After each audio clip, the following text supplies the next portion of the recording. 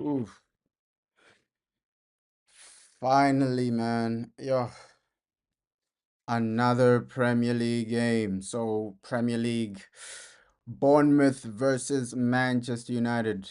And it's always nice to watch the team play Manchester United another match day.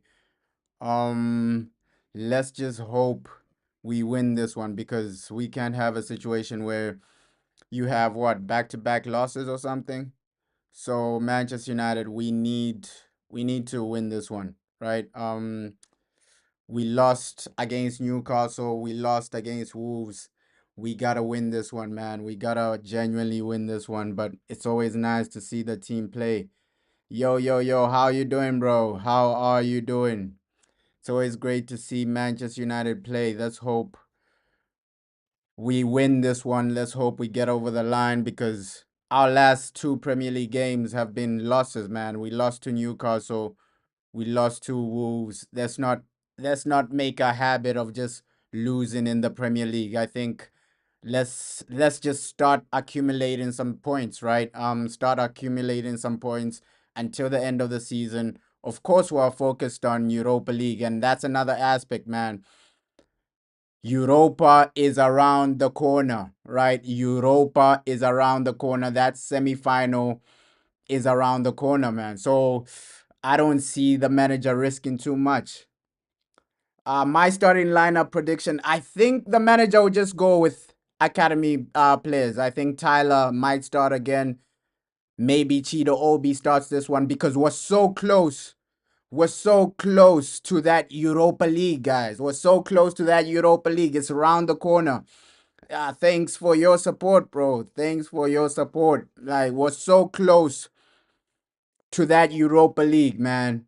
Thursday is around the corner, so I don't see the manager risking too much, right? We know, yo, just a few more days, and we heard Fabrizio Romano saying, yeah, Amad Diallo, he might play in that Europa League game against Athletic Club. So Athletic Bilbao, Man United, it's around the corner, man. Was so close to that game. So this might be.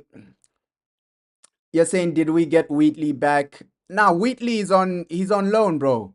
He's on loan. He's on loan. Ethan Wheatley, he's on loan, bro. So it might just be a situation where we see academy players today. A lot of academy players. Maybe even Johnny Evans starts, right? Maybe even Johnny Evans starts today.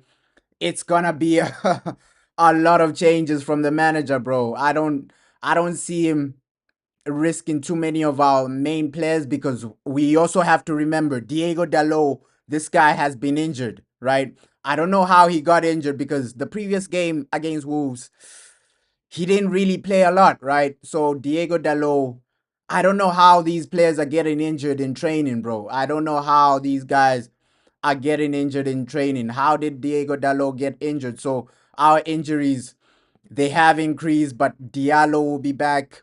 Looks like Delit, he's making his return. And Aiden Heaven maybe makes his return as well. So Diallo, I think he's gonna play. I think he's gonna play against Athletic Club, against Athletic Bilbao, because we have to remember, yo, Diallo, he can also play right wing back. So that's another situation. The while Diego Dalot is injured, it's a great time for Amad Diallo to actually come back because you're gonna need your best team, bro. You're saying Dalot needed a break. Yeah, Dalot, bro. He has been working a lot though, but Diego Dalot, it might be a positive, it might be a negative. Let's see. Is Amad Diallo ready to return? Because he hasn't played for such a long time. He hasn't played for such a long time. So that game, it's another one where you're asking the question of, okay, what's truly gonna happen? What's really gonna happen? Are we, as Manchester United, gonna get over the line with that one? That's all people want to see. Okay, Man United, let's get ourselves into a situation where we get into that final of the Europa League. That's the mindset. I think today's game, it will be exciting in the fact that, okay, academy players will play. I don't see Rasmus Højlund starting this one. I think the manager might just put him on the bench a lot of the starting players, I don't see them starting. Even Bruno Fernandes, I doubt Bruno Fernandes will play today against Bournemouth. Away game. Obviously, we saw the players that did travel, bro. We saw the players that did travel. Of course, some of these players did travel, but I think they'll be on the bench, right? They'll be on the bench for this one. Yeah, maybe Dogu on the right, bro. Maybe Dogu on the right. Because it might be a situation where he gives Harry Amas that start on the left and then Patrick Dogu on the right. You're right, bro. So the Diego Dalot injury, it shouldn't affect us too much. Yes, the manager has been using him a lot, but we saw what Harry Amas has been doing when he plays.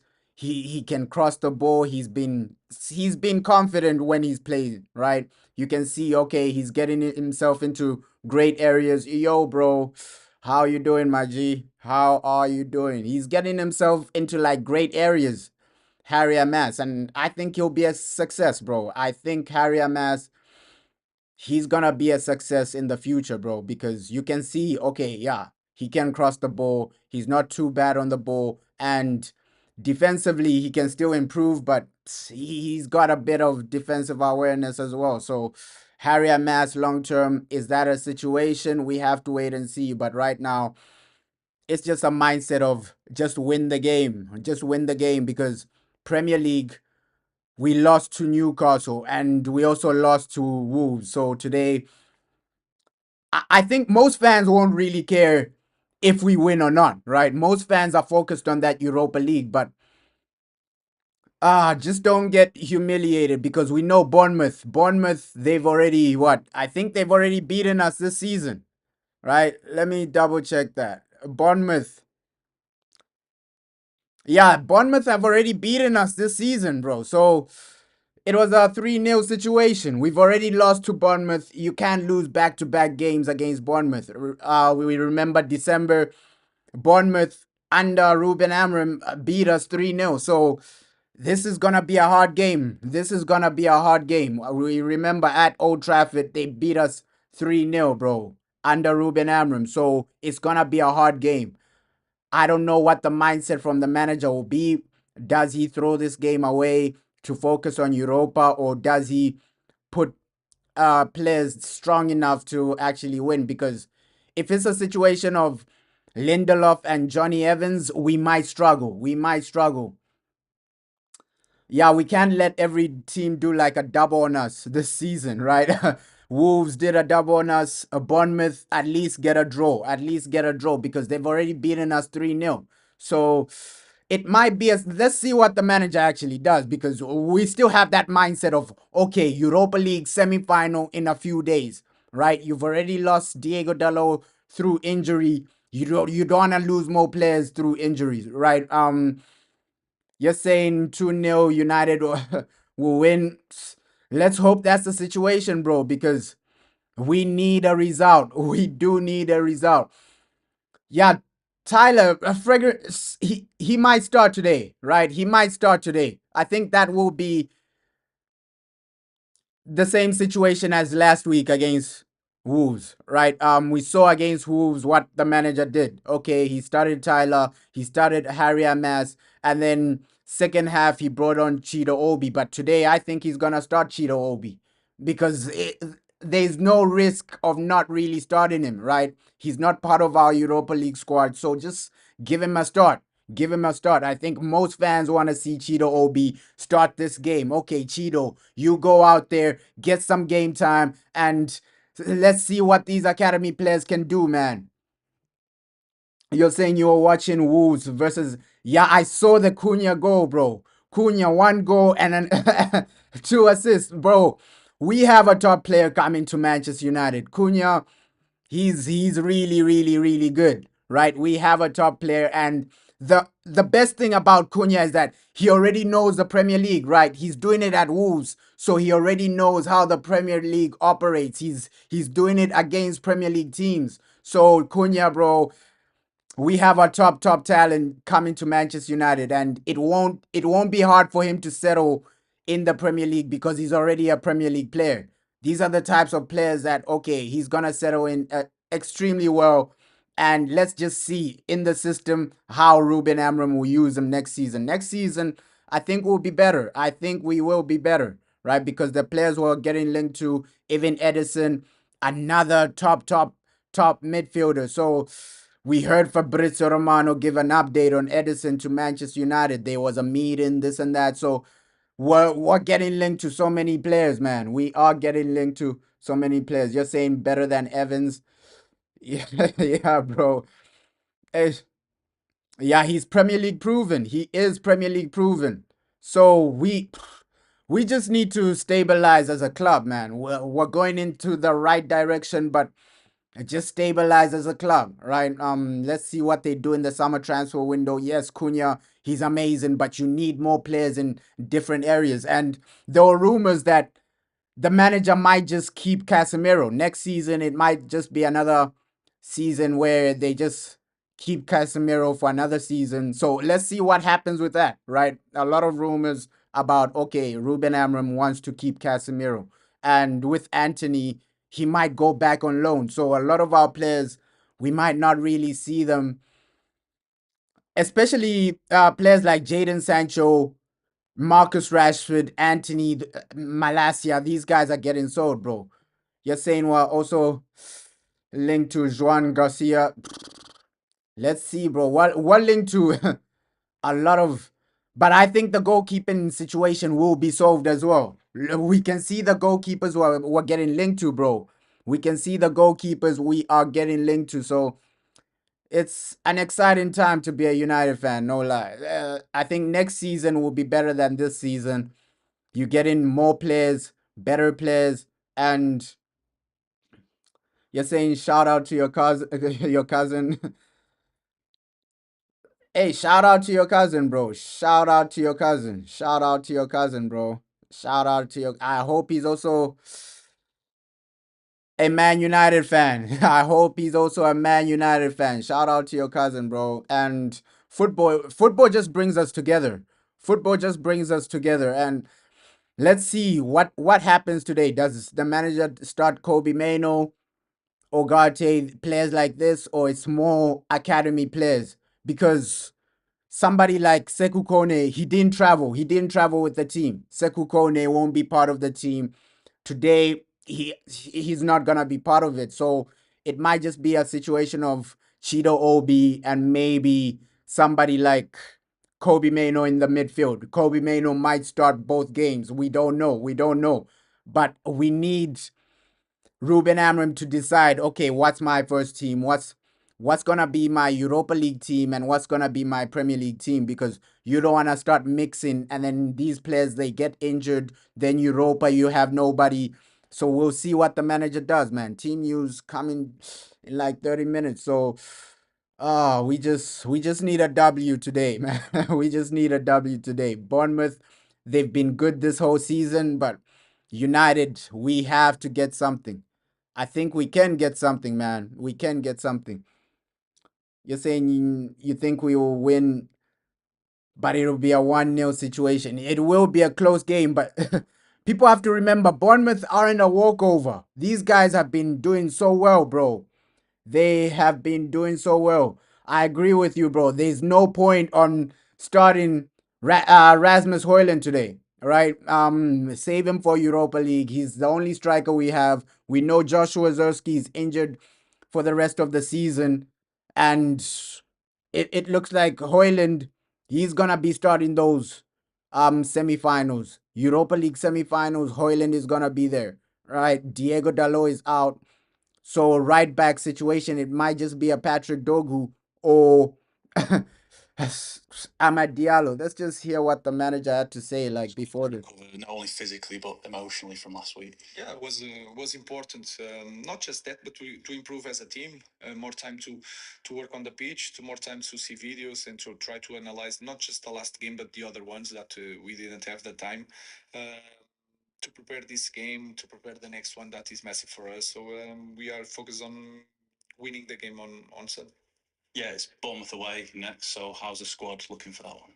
Fine. We had an issue with the Dalot, but the rest is recovered, and we need to face this game in the at the top level because they are a very good team. They are fighting for European football, and we need to improve on Premier League because I think we deserve more in the last game. We need to improve the way we score goals. I think we are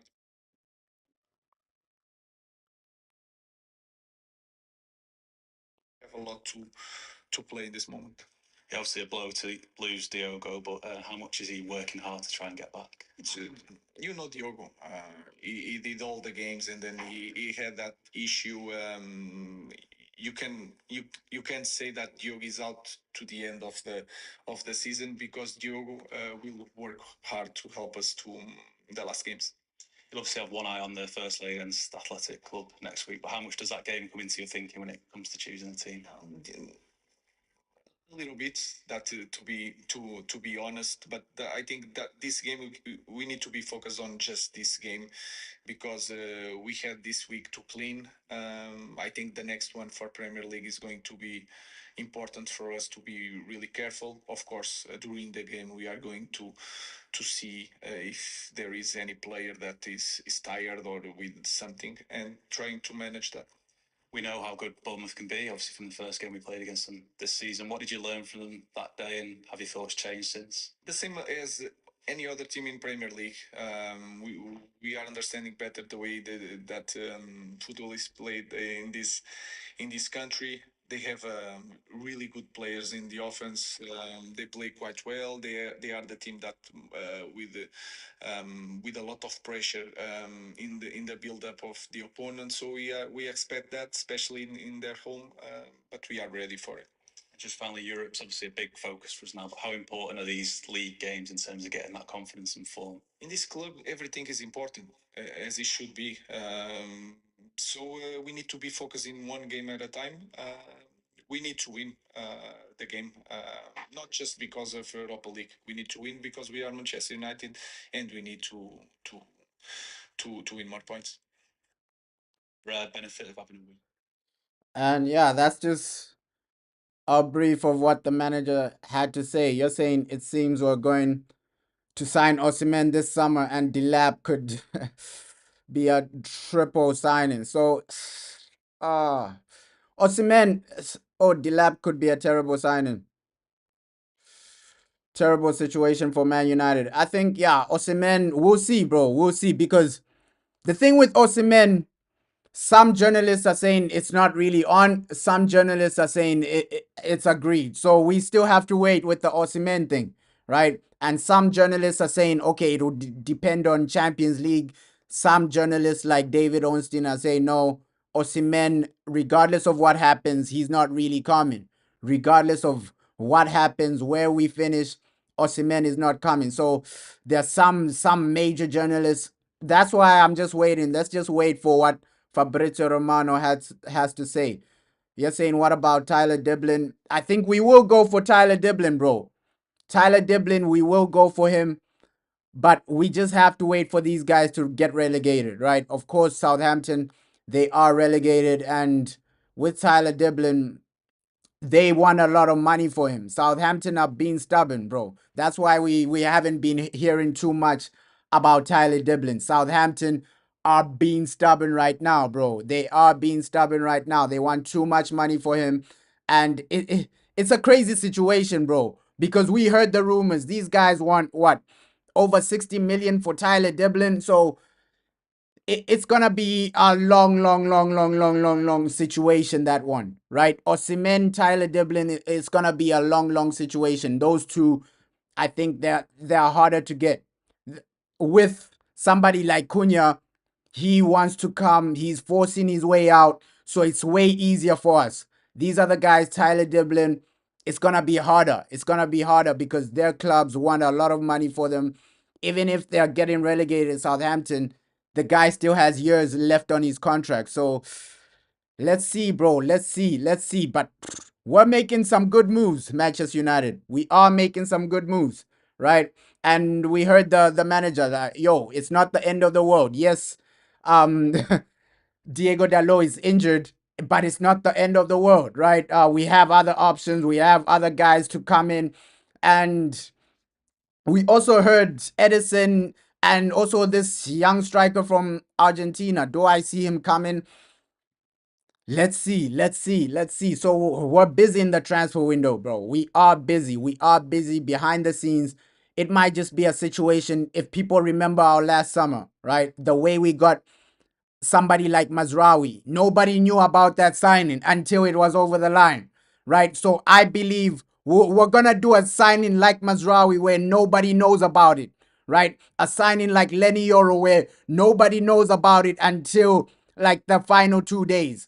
That's what we did last season. That's how Sir Jim Ratcliffe is moving. Okay, some of these transfers, some of the players we're gonna sign, nobody will know about them until the final 2 days, right? So we might also have a surprise signing that nobody really knows about. The journalists, they didn't know about Mazraoui, right? Nobody was reporting about Mazraoui until it was over the line. You're saying you'd pick Mbuemu over Dublin. To be honest, he's only 40 million and he's a top five goal scorer. No, yes, I think you're thinking about Liam Delap, bro. Tyler Diblin plays in a different position. I think you're thinking about Liam Delap, bro. Liam Delap, he's the guy that's we're linked to. He's a striker we're linked to. Liam Delap, I think. Let's see what happens with the Liam Delap situation because we also heard reports of he's what's this relegation clause has kicked in. So some of these players in relegation teams, they have a relegation clause.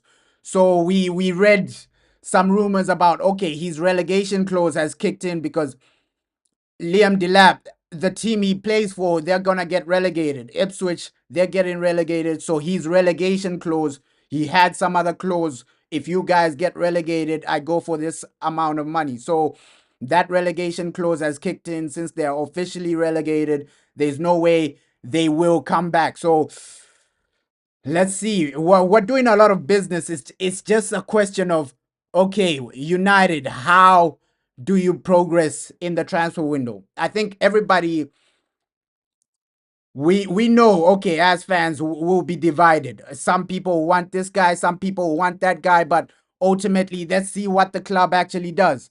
Let's see what these guys do because Mbuemo, he is a good player, bro. He is a good player. He is a good player. What do you think about our goalkeeper problems? Yeah, we need a new goalie, bro. We need a new goalie. And we heard some rumors about Andre Onana to Saudi, but is he gonna go to Saudi at this point of his career? I don't really think so. I don't really think so. And with Andre Onana, it's a situation of, okay, the wages, no other team in Europe will take him. I think the only realistic team that can take him is Saudi, right? A team in Saudi because of the wages Andre Onana is on, right? So let's see with the Onana situation. Onana, I think we will get another goalkeeper, and then either Onana or Altai Bindia, we're gonna sell one of those guys. We're gonna sell one of those two. So we're moving. We're moving, bro. We are moving in the transfer window. We are doing something in the transfer window, but we just hopefully, bro. Yeah, bro. Hopefully they are responsible in the transfer market, bro. With the prices, let's see what they do. Don't just go out there, buy whoever, and then you sell them the next season, right? We don't want to be like Chelsea. Oh, you buy João Felix, you buy Jadon Sancho, and then you want to sell them immediately the season after. We need a plan, bro. And I think they do have a plan. I think they do have a plan. You're saying some sources also reported that Onana is open to leave United. I don't think he's gonna leave, bro, because he just bought like a new mansion in Manchester, right? You don't buy a new house if you're planning to leave, bro. I don't think that that's gonna be the mindset because Onana, he just bought a new house, a new mansion in Manchester. I don't think he's planning to leave anytime soon. I think that's that's a bit of fake news, bro. That is a bit of fake news. Let's wait for like the major guy to speak about it because we heard what Fabrizio had to say. Yo, Onana, he's bought a new mansion in Manchester, so most likely when you buy a new place, a new house, you're looking to stay. I think Onana, he's looking to stay at Manchester United. That that might be just the situation with Andre Onana. The guy wants to stay, but does Ruben Amorim want him? It's about what Ruben Amorim wants, bro. It's about what Ruben Amorim wants. If Ruben Amorim at the end of the season doesn't want Onana, I think they will get rid of him. But right now, you can see how he's backing Onana. Right? Press conferences, he say, no, no, no, we'll stick by Onana. Right? Lyon, that second leg against Lyon, he started Onana again. So it looks like the manager wants to back Onana. I don't know why, but the manager, he wants to back Onana. He wants to back Rasmus Højlund. He wants to back these guys, right? We even heard what he had to say after Onana made those mistakes in the first leg of the Europa League quarterfinal. He was saying, no, the only reason Onana did that is because he was going through so much. He was going through so much. I think his wife got robbed or something like that. And that's another reason Onana bought another mansion, right? The area he was staying in, it wasn't really safe. It wasn't really safe. He got robbed, this and that. So he relocated so that people don't really know the exact location of where he's at, right? He got robbed, so he relocated as well. So let's see what happens with Onana. It's a crazy situation with the goalkeeping situation, bro. But hey, we heard so many rumors about Mason Mount as well, right? Mason Mount, let's see, because if you get new number 10s, what does it mean for Mason Mount? Does Mason Mount stay? Does Mason Mount go on loan? Does Mason Mount leave? So many players, it's doubtful. It's highly doubtful for a lot of players, because if you get Cunha, what does it mean for Mason Mount? That's the main question. Okay, Cunha, does this mean we're selling Mason Mount? What does it really mean for a player like Mason Mount? Money Mace, where does he go after that? Because we know if we're buying Cunha, it means, okay, it's gonna be Cunha, Amad Diallo as either Cunha, Amad Diallo in the number 10s, or Cunha, Bruno Fernandes. So Mason Mount, he might just be a bench player next season again, right? That might just be the situation, because Cunha is coming in. What next for Mason Mount? Does he stay at Man United being a bench player, or is he ambitious enough to leave and find another club? We'll see what happens with Mason Mount, because I don't believe Cunha is coming here to be like a bench player. They play in like similar positions, Cunha and Mason Mount. So let's see what happens with Mason Mount. Let's see what happens with Mason Mount, because I don't see a scenario where Man United drop Bruno Fernandes or Amad Diallo. I think Amad Diallo and Bruno, they're above Mason Mount. So what happens with Mason Mount next season? That's the question people also have to ask, right? Mason Mount, Money Mace is in the. It hasn't been the greatest for him injury wise. It's great to see that, okay, the guy is recovering from these injuries, right? No more injuries, this and that. But with Mason Mount, where does he go? Where does he go? Does he just stay? And it's only a good problem for Man United, right? When you have a lot of quality in one position, we can see in the defense that the amount of quality we have. Martinez is injured, but you still have Maguire stepping up. You still have Delit when he's fit stepping up. All these other guys, Aiden Heaven stepping up. Even Tyler from the academy, he's a good defender. So our defense, I think we have a lot of quality in the defense, right? When this guy's injured, you have somebody else to step in. Maybe that's the mindset from Man United. Okay, let's build a team where every position you have people stepping in. Every position you have guys that can contribute. Because in the number 10 position, you're gonna have Cunha, Bruno Fernandes, Amad Diallo, Mason Mount. So those are good options. Those are great options, actually. So let's see. Let's hope Mason Mount can stay at United even if he's on the bench, because that's what you want to see at a top level club. You have 3 or 4 good players in one position. Do I think we should cash in on Maguire or sell Garnacho? I think with Maguire, it's just a situation of, we've seen this season, bro. We needed Maguire. This season, we needed Maguire highly likely because we can see Martinez is injury prone. Aiden Heaven, he's shown a bit of injuries as well, right? Delit, I think Delit is it's just a once-off injury.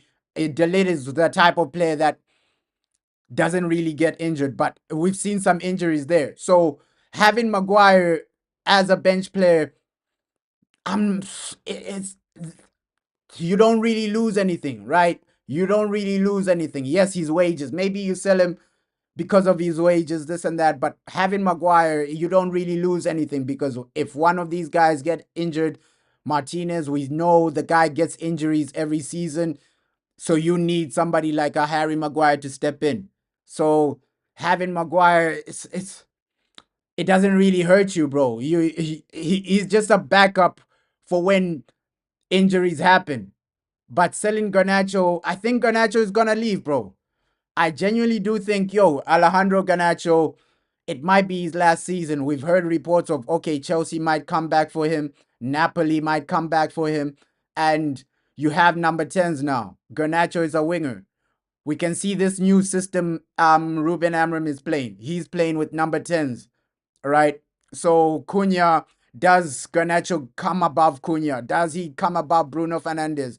So next season, it might just be a situation of where Garnacho is a bench player, right? Because is he above Cunha? Is he above Bruno Fernandes? Even doubtfully, is he above Amad Diallo, Alejandro Garnacho? So does the guy want to be a bench player at Man United? That's the question we have to ask. Okay, Garnacho, does the guy want to be a bench player? Because if Ruben Amorim is the manager next season, we're not going to be playing with wingers. It's going to be the same formation, the same number 10 system.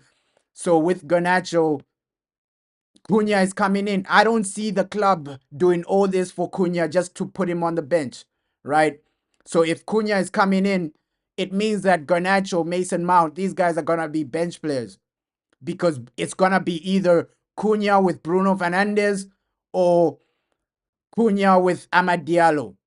I don't see them going all this way to sign Cunha for him to be a bench player. And Cunha, he's better than Alejandro Garnacho. He's better than Mason Mount. So I think it might be the right time just to sell Garnacho, right? Why keep him if he's just gonna be a bench player next season?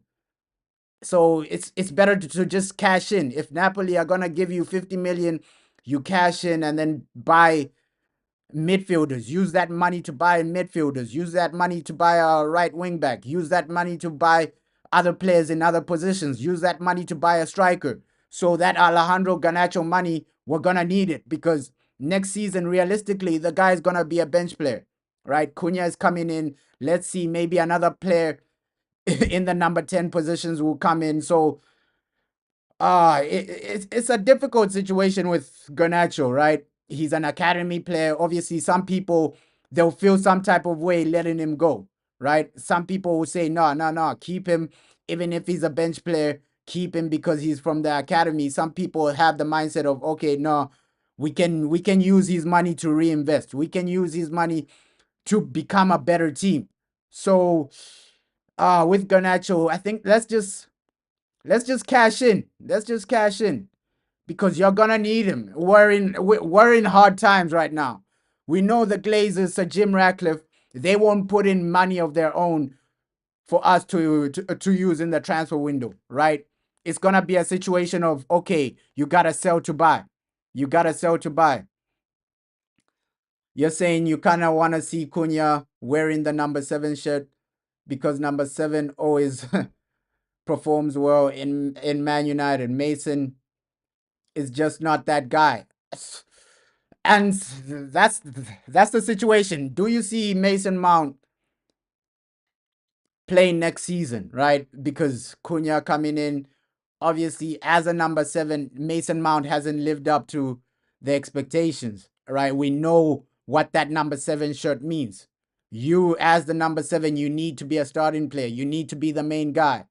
We saw that with Ronaldo. We saw that with Beckham. So many players have worn that number 7 shirt at Man United. It means a lot. It means a lot.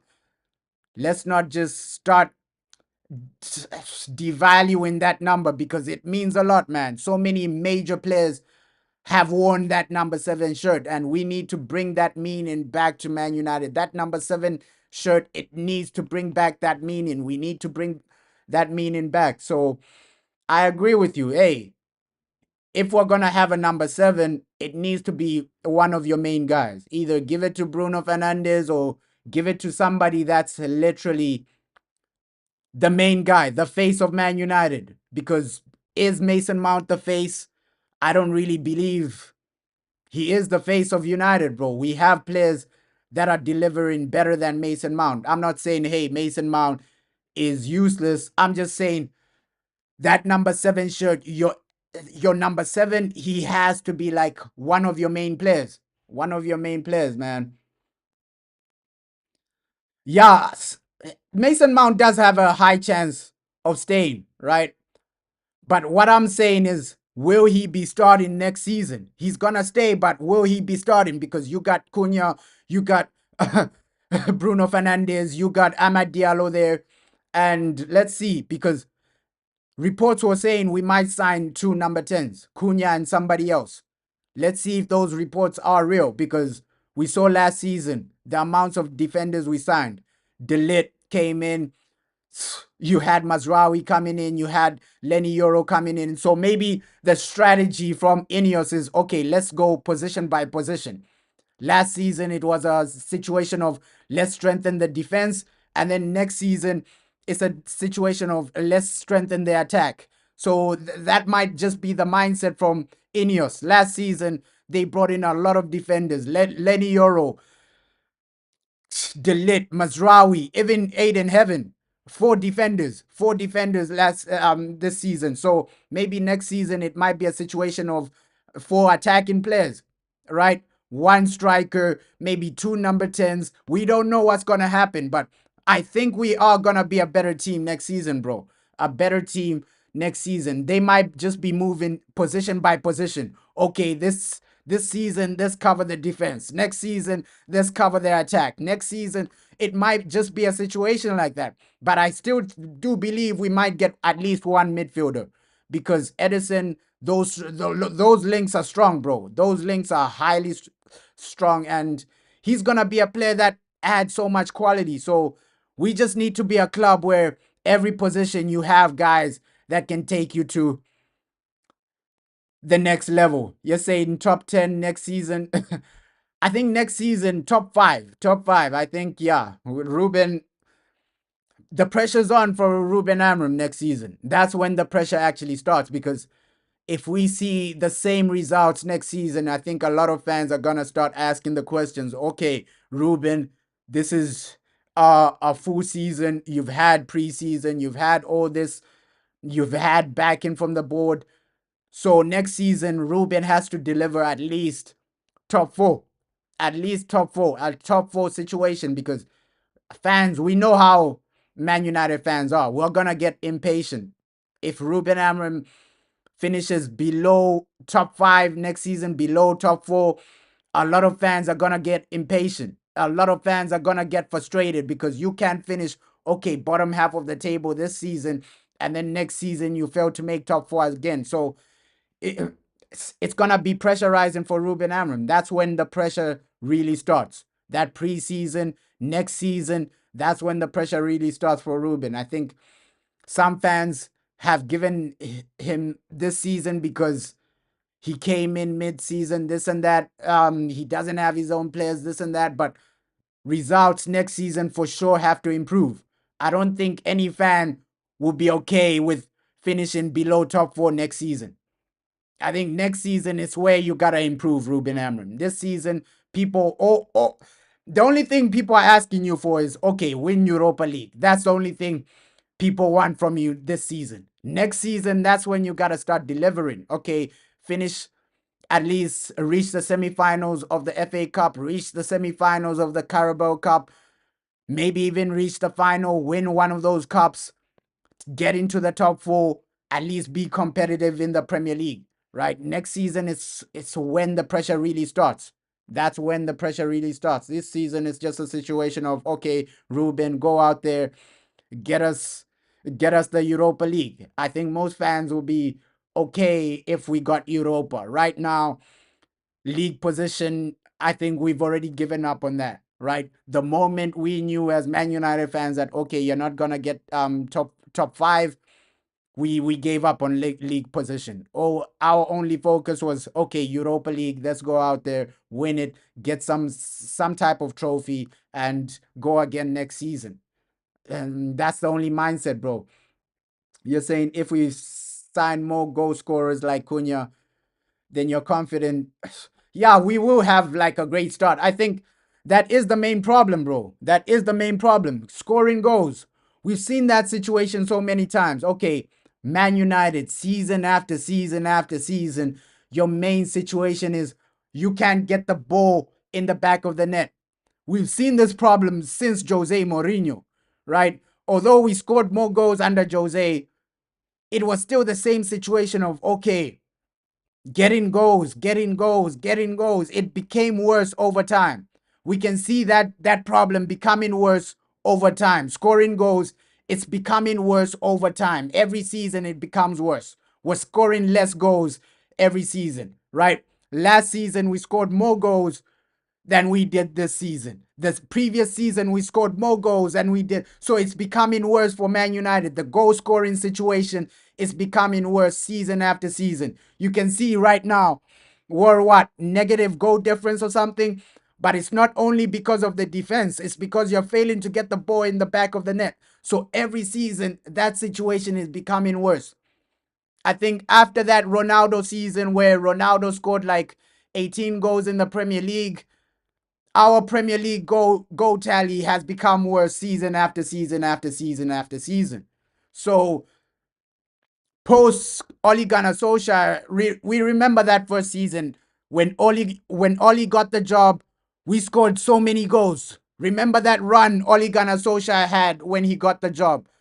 As an interim, we scored so many goals with Oli as an interim. That next season, after he got the full job, the goals declined. The season after, Eric Ten Hag, his first season, it wasn't as many goals as Ole Gunnar Solskjaer. The goals declined. Eric Ten Hag's second season, the goals declined. And then this season, we've scored the least amount of goals in like the last 10 years or something. So the goal situation is becoming worse, bro. It is becoming worse. The manager's there chatting away. He'll be sorting out what they're going to be doing. But no, it's a game on Sunday that. So it's just becoming worse for us, bro. The goal situation is it's becoming worse for Manchester United. Season after season, it's the same situation. You're failing to get the ball in the back of the net. It's the same problem. You're failing to get some goals. You're saying, yeah, that's why we need a prolific striker, not unfinished product like Delap. And that's the mindset from some fans, right? They're saying, okay, Delap, one season in the Premier League, is he gonna be the solution? Because Delap alone won't solve our goal scoring situation. If it's a situation of okay, you have Cunha, you have Delap, you have players like Amad Diallo, guys like Bruno Fernandes, and then you just have goal scorers everywhere, right? Let's say Cunha here, he can deliver with goals. He can deliver with creating chances. Next to Cunha, it's Bruno Fernandes. In the right wing back situation, you have Amad Diallo. I think that's a team that can get goals, right? That's a team that can genuinely get goals. So the striker, maybe you just need a prolific striker. Maybe that is the case. Maybe that is the case. But Delap, he can get goals. Will he get those 30, 40 goals a season type of striker? Because we're building a team where in each position you have somebody that can contribute something, right? Cunha, he can contribute goals and chance creation. Bruno Fernandes, he can contribute goals, chance creation. Amad Diallo, he can contribute goals, chance creation. So that striker, I think next season our striker is gonna be Eden because Cunha next to whoever, whether it's Amad Diallo, whether it's Bruno Fernandes, you're gonna create. you're gonna create with a team like that, right? The only situation with United this season is that, okay, in the number 10 positions, you have Garnacho, who's been a bit too selfish, right? He doesn't want to create. All he's thinking about is feeding himself. All he's thinking about is cutting in, trying to score for himself. But then if you have guys like Cunha, Bruno Fernandes, Amad Diallo, who their first thought is, okay, let me provide, let me create something. That's their first instinct. That's their first mindset. Okay, let me try and create something, right? Cunha, Bruno Fernandes, Amad Diallo, that's their first instinct. So I think next season our striker is gonna be eating. He's gonna be eating a lot of goals. You're saying Mateta, Jonathan David are better options. But we know we're highly linked to somebody like Dilap. A guy like Dilap, the links are there. We can't run away from that. So realistically, it looks like it's just a situation of, okay, which team does Dilap pick? Does he pick Chelsea, where he's gonna get more wages, or does he pick Man United? I think he's gonna pick Chelsea, because Chelsea, we know Chelsea are gonna offer him more wages. They're gonna offer him way more than Man United. So I think the decision might just come down to Dilap. We know that we're chasing him. Too many high value generalists have come in. Guys like Fabrizio, he said, yo, Dilap, Man United are chasing him. So too many well-known and credible journalists have talked about Dilap to Man United being realistic. So it might just end up to, where does Dilap want to go? Does he want to go to Chelsea? Does he want to go to Man United? So the decision will end up being down to Dilap. Where does the guy want to go? Because if both teams pay his release clause, it might end up like a Caicedo situation. We remember that Caicedo situation. Liverpool and Chelsea paid money for Caicedo, but Caicedo chose Chelsea over Liverpool. It might end up like that. We might end up in a situation like that where Chelsea are going head to head. Let's see. If Chelsea don't get Champions League and we get Champions League, it might change the situation. But right now, the decision is down to Dilap, bro. You're saying almost stops. uh it's not a situation of Dilap is not a good player, right? I think he's just trying to say, okay, Dilap, will he be consistent after one season, right? There's still uncertainty with any striker we sign. If we sign Osimhen, there's still uncertainty. Will he perform in the Premier League? With Dilap, there's still uncertainty. Can he do that at a top club?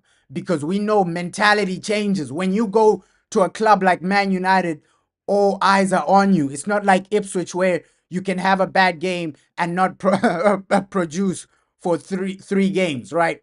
The pressure is on you. The pressure is on you. Ipswich isn't Man United. Same with Osimhen, right? The pressure you have at Napoli, it's triple at Man United. Triple. So whichever striker we have, let's see the type of mentality that they come up with, bro. Yo, how you doing, bro? How are you doing? Ish, you're working today. You're working today, so you can't watch the game. You're saying you'd rather lose all Premier League games and just prepare for Bilbao. I understand that, bro. I understand that, bro. Like, today is just a situation of, yo, let's not get beaten, because losing back to back to Bournemouth, that's a bit embarrassing, bro. That is a bit embarrassing. You're going back to back losses, home and away to Bournemouth. At least let's try and get even a point or something. You're saying you remember when Ruben Amorim signed Victor from County? Let's see the strikers we actually signed, because we've seen, okay, yeah, Ruben Amorim, he made a lot of decisions at Sporting, right? Guy Corez, we know he's not coming to United. We have to write that off. Guy Corez, we know that there's no way he's coming to Manchester United. So let's see what happens. And that team news, apparently it's in 10 minutes. So team news in 10 minutes. I'll put that on the screen when it drops. Yeah, so Gyökeres, I don't see a situation where Gyökeres is literally doing anything. s- The links with Gyökeres, I think we gave up on that when Arsenal genuinely got an agreement, right? The sources are saying he's going to Arsenal. That agreement is done, and yeah, 10 minutes team news. Let's see, because that striker's position, I think, is gonna be major for us, right? You don't want a striker that, okay, yes, he scores goals, but there's no hold up play. There's no off the ball movement. He doesn't really contribute with anything else. So with United, if you're gonna sign a striker for the next 5 6 years, he needs to be all rounded. He delivers you goals. He's hold up plays on point. At least an all rounded type of striker, right?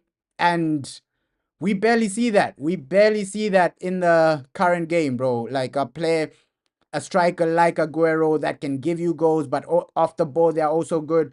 We barely see that in modern day football right now, right? Strikers like Aguero, they are no longer there. Strikers like Luis Suarez. So yes, the lineup is out in 10 minutes, bro. 10 minutes, 10 minutes. That lineup is out, bro. It's gonna be probably a situation of young players, maybe Tyler, Cheeto Obi. But Tyler and Cheeto Obi, they have arrived, bro. The squad has arrived. And we're just waiting for that team news, bro. We are waiting for that team news. You're saying you trust Amarim football and believe next season. Yeah, after we sign like better players, we will be a better team. I I do believe that. Okay, yeah, give this guy better players. We will have a better result next season. But let's see. If he doesn't perform next season, I think they will fire Ruben Amorim. So next season is massive for him. Next season is extremely massive for him. You keep believing in Ruben Amorim's football because the managers who are appointing, it's not like they're bad, bro. Jose Mourinho, when we got Jose, he wasn't a bad coach. It just didn't work out. I don't know what's going on with Man United. Even Eric Ten Hag, the situation with Eric Ten Hag is he came in and he didn't play his football, right? He didn't play. Why? I don't know why he didn't do that, but it's like we're just so unlucky with managers, right? Before a manager joins Man United, they have so much credibility, they have so much hype, they're doing so well, and then when they come to Man United, it just seems not to work out, right? So you have to blame that a bit on Man United as well, right? So many managers are failing. It just comes down to Man United. It just comes down to Man United. Let me bring a video of the team arriving. Hey, Mosh. What was the first UCL final that I watched? I can't remember, bro. I've watched so many, bro. I've watched so many. I've watched so many UCL finals, bro. Yeah, with time, he's gonna fix a lot. I do believe that, bro. Like, with time, Ruben will fix a lot. Let me bring this video on the screen. The team has arrived, bro. The team has arrived. Let me bring this video on the screen. Manchester United players are in the building. They are at the stadium. Let me put this video on the screen. It'll take a bit of time because the device I'm using is a bit slow. So yeah, let me just put this on the screen and then United are in the building. United are in the building. Bournemouth versus Man United. Man United have arrived at the stadium. Let me put this on the screen. You're saying Porto versus Monaco for you.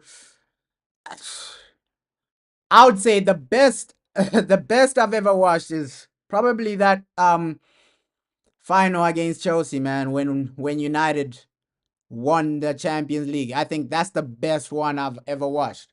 Obviously, we've seen so many Champions League finals, but the best for me it wasn't the first, but I think that's the best because it gave me Like, hey, so many good memories. I think that final was emotional, bro. That final was emotional. That final was emotional. You're saying if Amorim gets the right players, he will succeed at Manchester United.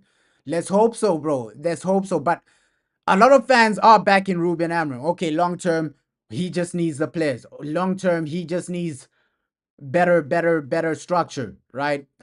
And with the current structure that Sir Jim is building, I know a lot of people, they don't really trust Sir Jim Ratcliffe. Sometimes he makes decisions where you're asking why are you doing that, right? Are you just money hungry, this and that? But he's also made some great decisions. Yeah, John Terry miss, bro. That that brings up, that final brings back some great memories, and I hope in the next 5 years as Man United we get into positions like that, right? Where you're winning Champions Leagues, where you're winning Premier Leagues. We want to go back into days like that, situations like that. This is Man United. We need to get back to the top, man. We need to get back to the top. Ooh, it's looks like Shaw for Diego Dalot is the only change from last week. So we're gonna see the same team as last week. Breaking news. Looks like Shaw for Diego Dalot is the only change in the squad for last week. So let's see, let's see, let's see. Let's see. Hey, this video is taking so long to come onto the screen, but hey.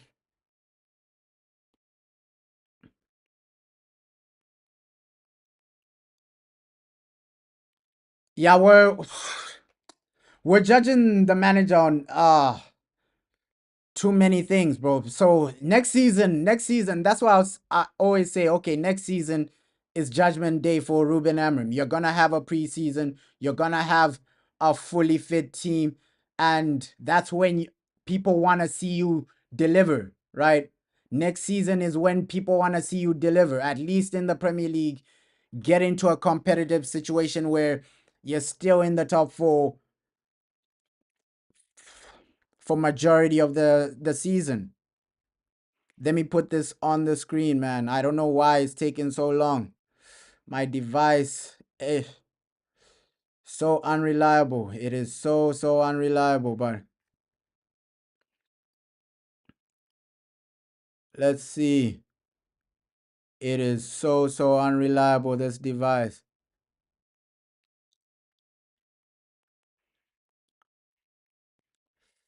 Uh, Let me just arrange this in a better scene.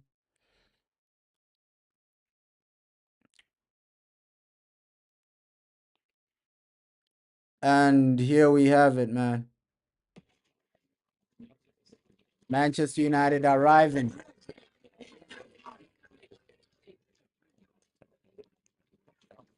Manchester United arriving. And there we have it.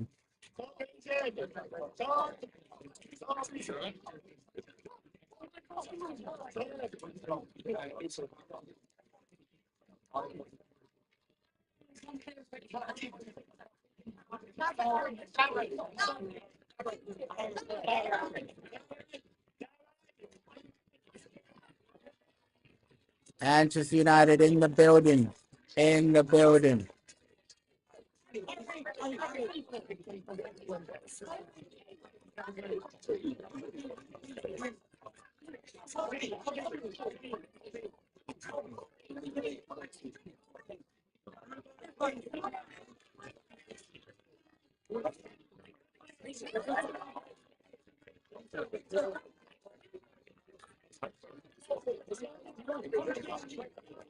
And now we have also team news. Team news in the building. So Man United have arrived. They're at the stadium. And team news almost here, bro. Team news almost here.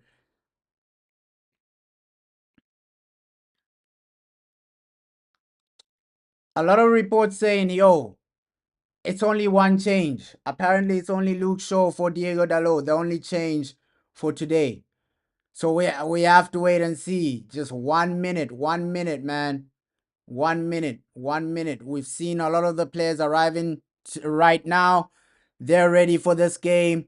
They're active for this game. Let's just try and win this. At least try and win this. I think it might be a situation of Lindelof again starting. So we won't see a lot of changes from last week. We won't see a lot of changes from last week. Those are the reports. Those are the reports.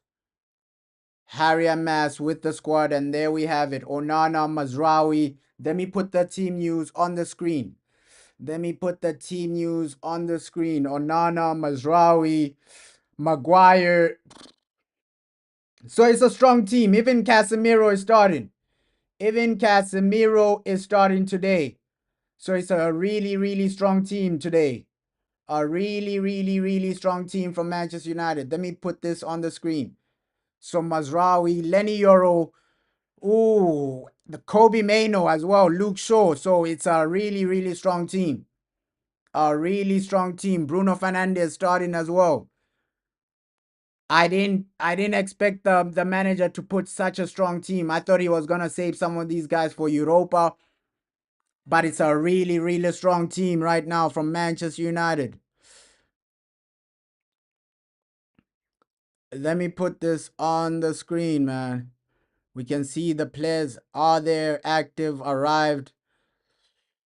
And the game, let's just hope we win this. Let's just hope we win this. When you put out a strong team like this, you gotta win. You gotta win. So there we go. Garnacho. Onana, we knew Onana was gonna start. Looks like Tyler is on the bench, right? Harry Amas on the bench. The manager hasn't really started any academy players so far. Hoyland starts. Patrick Dogu starts. The starting lineup is strong, bro. I didn't expect this. I thought he was gonna start some academy players, but it is a strong lineup. Luke Shaw, Kobe Mano, Casemiro, Alejandro Garnacho, Lenny Yoro, Patrick Dogu, Rasmus Hoyland, It's a strong lineup, an extremely strong lineup. So with a lineup like this, you gotta win the game. You gotta win the game. So I didn't expect such a strong lineup. I didn't expect such a strong lineup. I thought the manager would start at least one of the academy players. But Harry Amas on the bench, Tyler on the bench, Cheetah Obi on the bench, Johnny Evans and Victor Lindelof on the bench. It's a strong team. It's a strong, strong team. Let's just hope none of these players get injured because our next matches are really, really important. Let's hope Ruben Amram has a mindset of, okay, Europa League is our next match. Let's save some of these guys for that Europa League. Let's save some of these guys for that Europa game. We need something. But Luke Shaw starting. Luke Shaw actually starting this game. And it will be probably on the left and Patrick Dogu on the right. So it's a really, really strong team. A really strong team.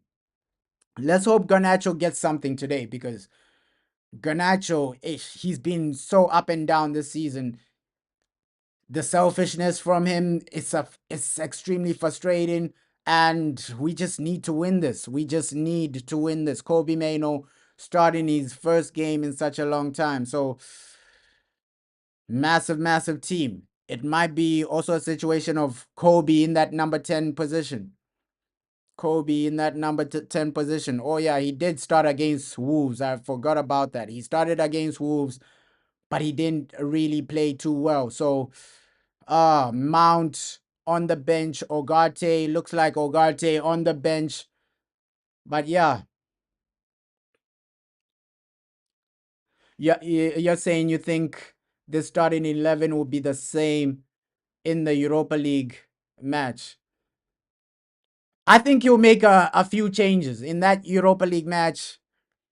He might make a few changes. He might make a few changes because we might see a situation where Ogate starts. So that Europa League formation, maybe just one change. Ogate might be in the starting lineup. We know that, hey, right now he's on the bench, but we know Europa, he's gonna start. He's gonna start. So it might be an Ogate Casemiro situation for Europa. But right now, it's a Casemiro next to Bruno Fernandes double pivot. Yeah, Ogate will start on Thursday. He will start on Thursday, bro. So I don't think this will be the same lineup for Thursday. Thursday we know Ogate, that's gonna be Ruben's main guy. But right now it's a strong team, no lie, no lie, no doubt about it. This team is extremely strong. You should be going out there to dominate this game, right? With a team like this, you're playing Bournemouth. This is close to your best team. Close to, of course, Joshua Zerski injured. Amad Diallo not even on the bench. But there will be a situation where Amad Diallo arrives, bro. Amad Diallo, that Europa League game, he's going to be part of the team. He's going to be part of the squad. So we have a strong team today. We do have a strong team. So just don't mess up. We've seen so many situations where Man United, you're messing up games. Even that Wolves game, we weren't horrible. It's just that you failed to score, right? We can remember that Wolves game. Wolves, they scored from like a free kick. One shot on target, a free kick. So our lack of goals, it's affecting us. Week in, week out, that's affecting us. You're saying your match prediction 1-0 Man United. I hope we win, bro. I hope we win. At least today, you can say, okay, somebody like Bruno might get a goal. We'll see the situation. Do I see Garnacho, Hoyland stepping up with goals, Kobe Meno? Let's see. Let's see what happens. Let's see what happens. I'm just praying that we win this game because back-to-back losses against Bournemouth, it's not the best situation. And if we lose this game, it's 3 back-to-back losses in the Premier League. So we need we need to at least get something from this game. Get something. And you think Mazraoui will play right wing back? Now I think that would be Patrick Dogu, bro, because we know, hey, Luke Shaw. Luke Shaw might just play that left wing back role. So I think we'll see what the manager has in plan, right? It might be Luke Shaw, that left wing back's position. It might be Patrick Dogu because Luke Shaw can play there. Luke Shaw can play there, but we'll see. We'll see. Maybe you're right. Yo, a Mazraoui right wing back, but I think he's gonna go with Patrick Dogu, that right wing back side, and then Luke Shaw left wing back, and then you just have a back three of Maguire, Euro, Mazraoui. I think he's gonna stick with that back three because he wants to play that in the quarterfinal. We know these are our fittest. Of course, somebody like Aiden Heaven is gonna come back in the next 2 weeks, right? Delit, he's gonna come back in the next 2 weeks. But right now, this is our strongest defense. This is our strongest defense right now. So just have a mindset of, hey, this is Manchester United. We need to go out there, win the game, and just take the game to your opponents, man. Take the game to your opponents. We gotta be winning games like this, bro. We gotta be winning games like this. Let's just hear what the manager will speak in a few. I'm gonna put that on the screen when he does. But I'm just focused on that quarterfinal. I think that's the mindset from a lot of fans. Okay, today we don't really care about, hey, doing this or that in this game, right? Of course we want to get a massive result, but don't risk injuries. That's all we're asking for. Don't risk injuries. Don't risk your players. Today should be a situation where you're going out there just to make a statement, make some type of statement, but also preserve some of your players, because preservation, that's what we need at Manchester United. Okay, preserve some of your players. Go out there, yes, with a mindset to win, but don't overcommit. You still have a massive semifinal in a few days, right? A major semifinal in a few days. So halftime, it should be a situation where you're subbing off some of your main players. Don't risk any injuries, right? At least 60th minute, 70th minute, you should be in a position where, okay, we're in a comfortable position. That should be the mindset for Man United in every game. Win the games early and then don't risk injuries. That should be the mindset. So don't overcommit with some of these players. Don't overcommit with some of the players that you are gonna need. Somebody like Lenny Yoro, we know, hey, Lenny, he can get an injury at any time. Your defense isn't really fit, right? Delit, he's injured. Martinez, he's injured. So you're gonna need somebody like a Lenny Yoro in that semifinal. Second half, you gotta sub off guys like this, guys like Lenny, maybe even Harry Maguire. So at least your main guys in defense, you're gonna need them for that quarterfinal. Sub them off. Bring on Tyler second half. I think he should have started somebody like Tyler, right? Tyler, obviously, second half, bring on whoever to prevent injuries. That should be the mindset, man. That should be the overall mindset. But it's good to see, yo.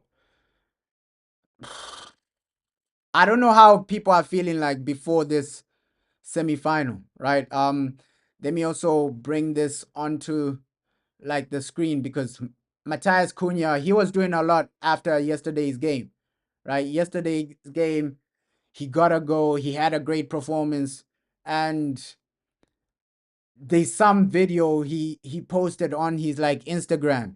So there's some other video he posted insinuating that this is gonna be what he's gonna be doing at Man United. So I can't seem to find the video, but there's some video where he posted just insinuating that, yo, Old Trafford, this is where this is what I'm gonna be doing at OT. This is what I'm gonna be. This is how I'm gonna be delivering for Manchester United. And Cunha, bro, I can't just wait until this guy comes in because I'm tired of Garnacho. Garnacho, he's so up and down. Yes, he's a young player. He's gonna have up and down performances, but that's costing us in the season. His selfish nature is costing us in a lot of games. We saw that in some games, like where he's being too selfish. He just wants to cut in and shoot. Or he's costing us games, just wants to cut in and shoot, wants to go solo. So Garnacho, let's see what happens with him next season because I think you just have to cash in. You just have to cash in on Alejandro Garnacho. Wow, the price tag is still hot. Wow, the guy is still getting a lot of sources. You gotta cash in. While Napoli are still interested, you gotta cash in on Alejandro Garnacho because next season, realistically, he's gonna be a bench player and his value is gonna go down because of that. So just cash in now instead of getting yourselves into a situation where you make him a bench player and then his value goes down and then you just sell him the way you sold somebody like Yanazai, right? Let's not make the same mistake we made with Yanazai. When Yanazai was hot, that's when you're supposed to sell him.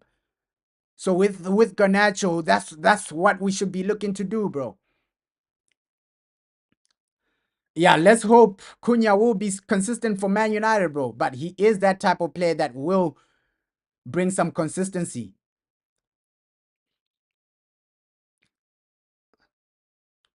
Yeah, he got into great positions. The thing I'm saying with Garnacho is that he's so frustrating, bro. He is so frustrating. And next season, you're saying we should keep him. I think you should just we need to just sell him while he's hot because next season I think he's gonna be a bench player. So if you can genuinely sell him while he's hot before his decline actually starts, because next season we can see the competition that's coming in. Cunha, maybe another number 10.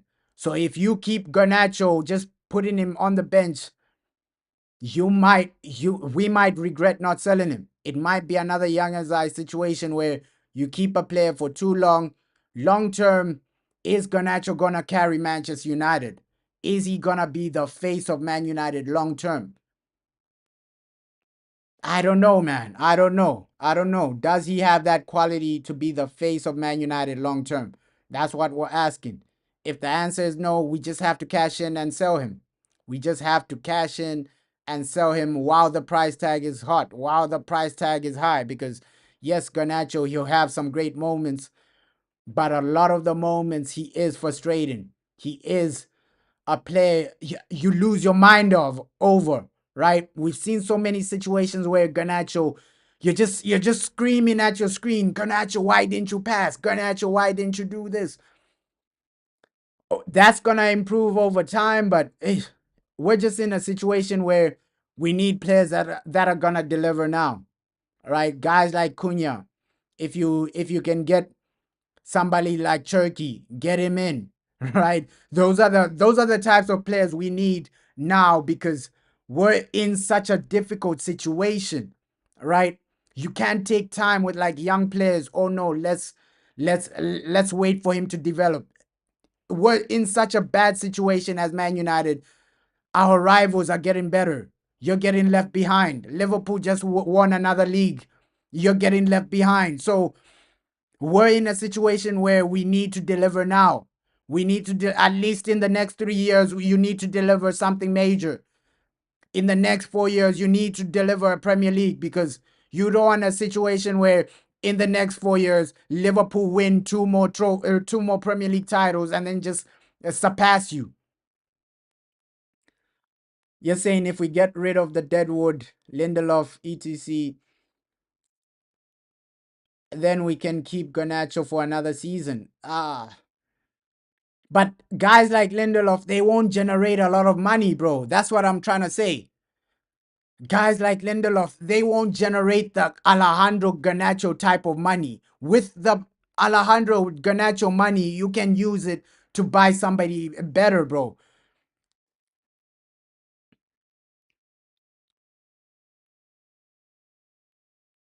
Yes.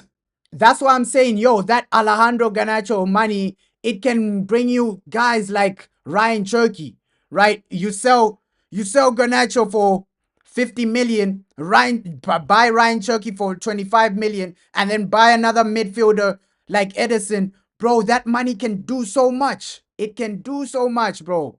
It can do so much. Peace and blessings, bro. Peace and blessings. I hope you're good, Maji. I hope you're good, bro.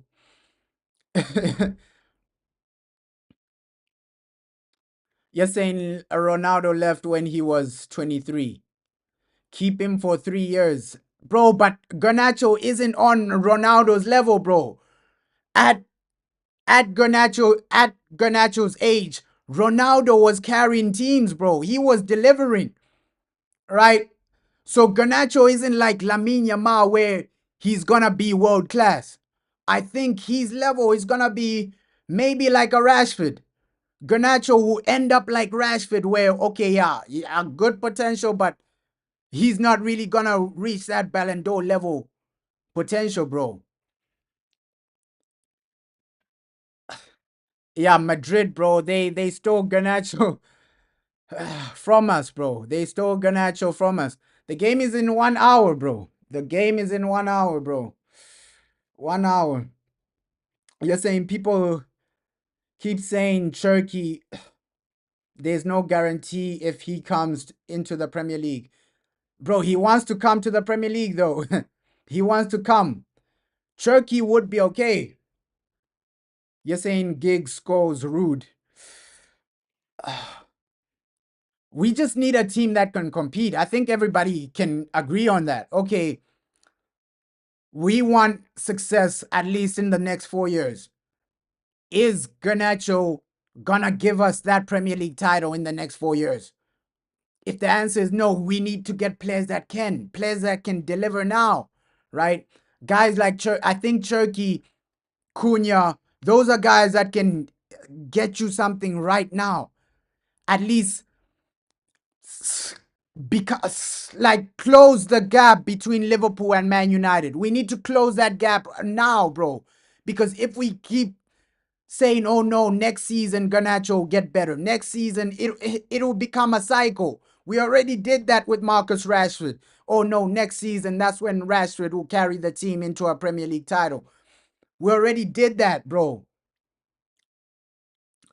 That's what I'm saying. He's not gonna wanna stay as a bench player, Garnacho. He's not gonna wanna stay as a bench player. I'm saying Garnacho as a bench player, he would be the perfect option. But with Garnacho, we know him. He's not gonna wanna stay as a bench player. So the best thing you can do is, okay, use that, sell him now. 50 million is a lot. You can reinvest into the squad. You can buy this guy, buy that guy. Ryan Cherky takes us to the next level. Yeah, he does play like in League 1, but we saw Ryan Cherky against Man United, bro. He was the best player on the field. Second leg, bro. We saw that guy. I think he can deliver. We also see him for France.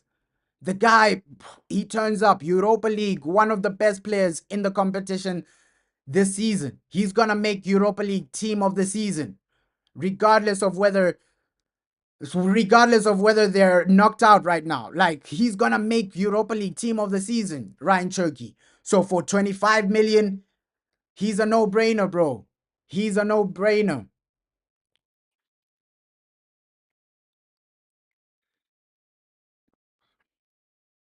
Yeah, Palace into an FA Cup final. That is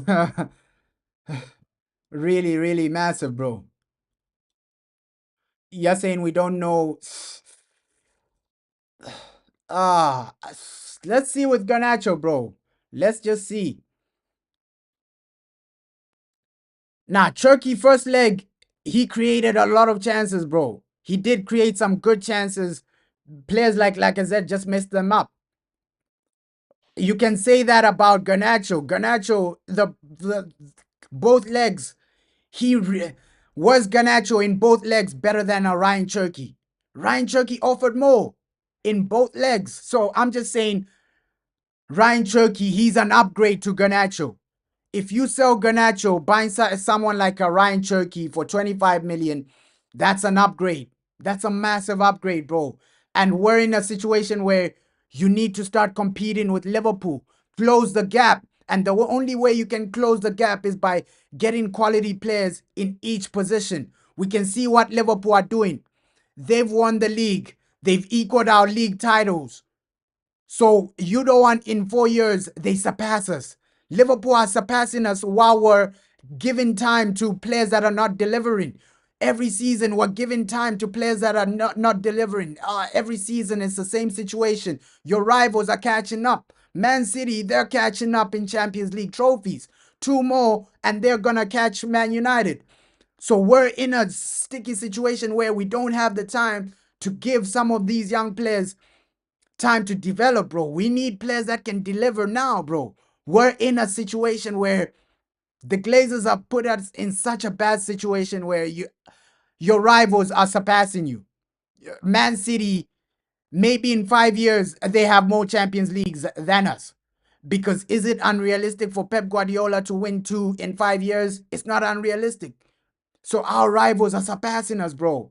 That's my only worry. That is my only worry.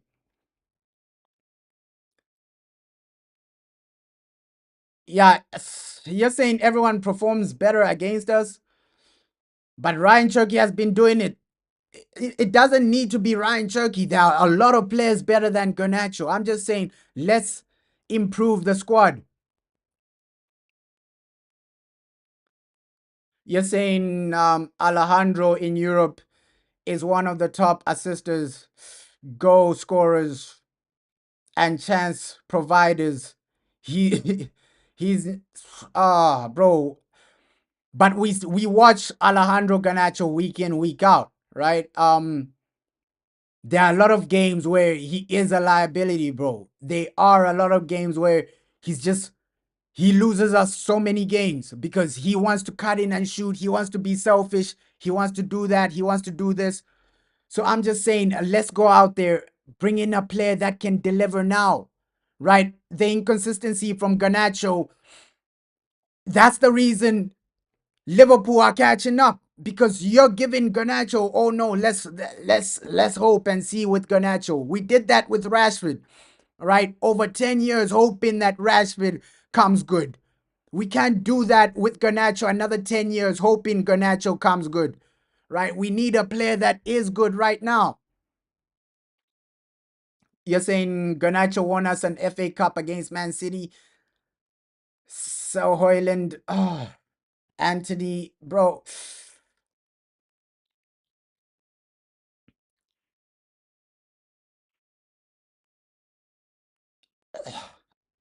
Like both of us want the best for Man United, bro. I think this is, you want the best for Man United. I want the best for Man United. Obviously, you think, okay, keeping Garnacho will get us to the promised land. But I think, okay, selling Garnacho and using that player to buy better players, that's a better situation, bro. Yeah, we are gonna sell Rashford Sancho, bro. We are gonna sell Rashford Sancho. No, I'm not saying Liverpool winning trophies is Garnacho's fault. I'm just saying we need players that can help us close the gap, bro. Closing the gap, right? Rashford has failed to get us to that situation. Sancho has failed to get us to that situation where you're competing here and there for trophies. So we just need players that are consistent. I think Cunha, he's a move in the right direction, right? He's like a step in the right direction. But you need more. You need more, right? We need to cut out the players that are wasting time.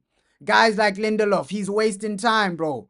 Garnacho, he's wasting time, bro. So you need players that are delivering week in, week out. Week in, week out. We've been in a situation that oh, we just want trophies, bro. At least in the next 5 years, you need to build a team that can win you trophies, deliver some Premier League. Why don't we sell Mano? Bro, I want to improve the team. So if selling Mano will get us better players, I would do that as well, bro. I would do that as well. We just need a team that can deliver, bro. Because other teams are catching up. They are catching up. Guys like Man City catching up, winning trophies. We don't want to end up like Arsenal, where 30 years later you still have nothing, right? 20 years later you still have no Premier League trophy. Let's not end up in that situation, because how did Arsenal end up in that? They were doing this, oh no, let the young players develop, and then it never really works, bro. You need some experience in the team as well, right? We need some experience in the team as well. Of course, I'm not saying, hey, it's all down to our young players, the reason we're not delivering. But we put so much faith in Rashford. That took us nowhere, right? We've seen so many situations where we put in faith in players that are not really delivering. We need to go out there and get the players that are delivering. That's all I'm saying. I just want the best for Man United. Yeah, we need some forwards, bro. We need people that are gonna go score consistently, week in, week out. I think that should be the mindset from United. Okay, week in, week out, players that are delivering, players that are genuinely doing a lot. Genuinely doing a lot. I'm coming.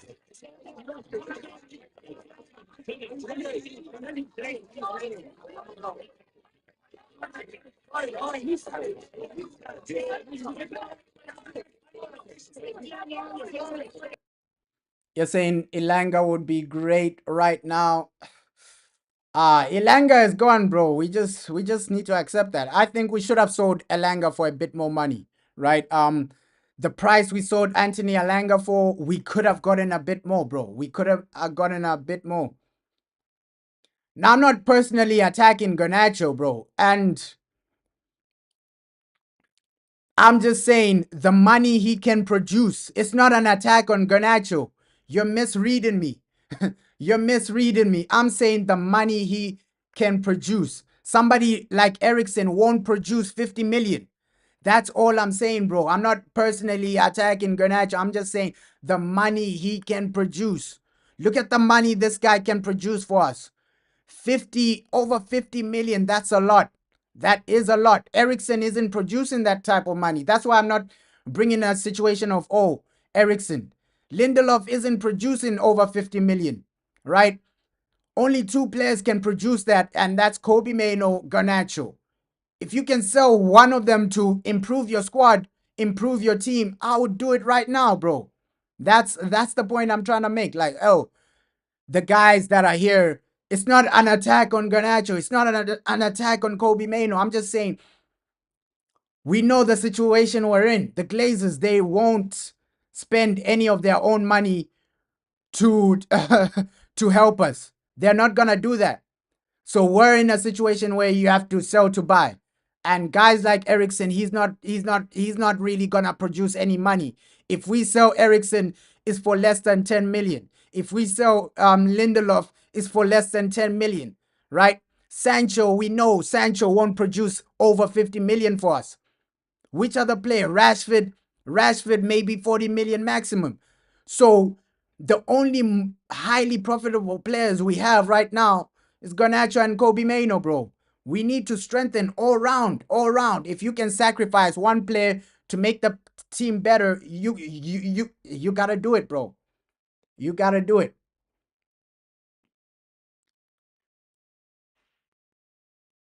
Yeah, ish. I'm gonna be very, very upset when Liverpool lift that Premier League. And looks like today they might secure that title if they beat Tottenham. It's just sad. It's just sad, man. It's just sad that we're failing to compete. We're failing to get ourselves to that level. It just shows you what the Glazers have done over time.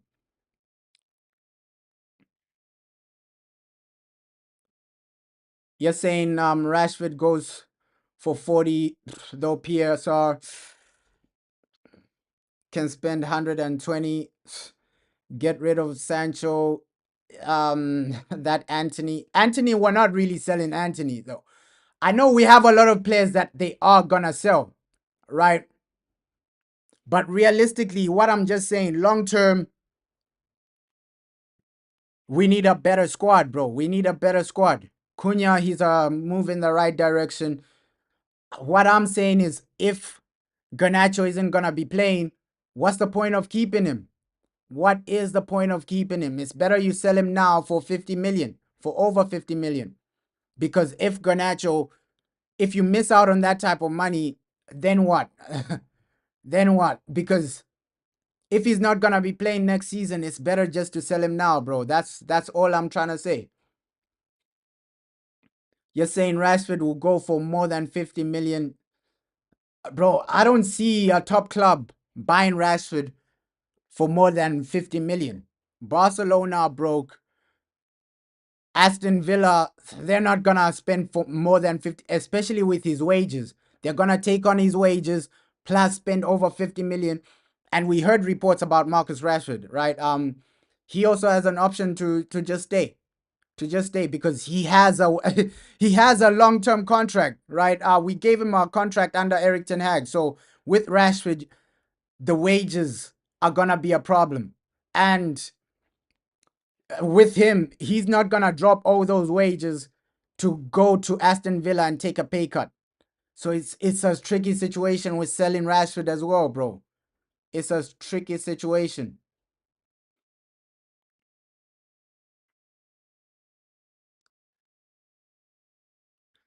Yeah, that's what I'm saying. Like whoever isn't playing, we just have to cash in on them. Whether it's Kobe Mainoo, whether it's Alejandro Garnacho, cash in on these guys, build a better team, build a better squad, right? We have to see what happens with Kobe Mainoo. He's contract negotiations, but I'm just saying we're Man United. We shouldn't be scared to lose any player, right? That's the mindset we should have. This is Man United. We shouldn't be scared to lose any player. If Ronaldo can go, Garnacho and Kobe Mainoo can go, bro.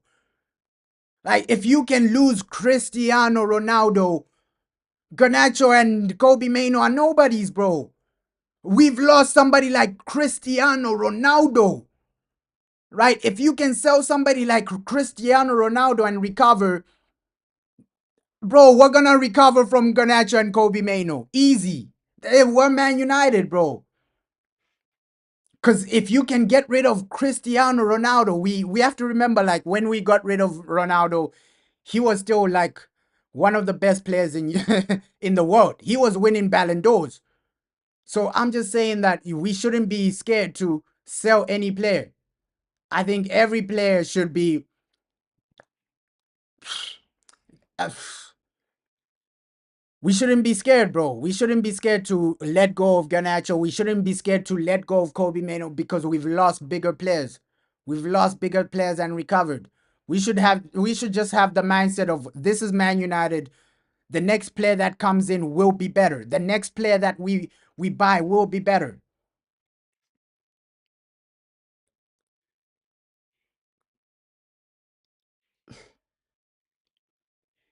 Yeah, the team already had 4 world-class players, but is Garnacho world class? Is Kobe Mano world class? I don't think they are, bro.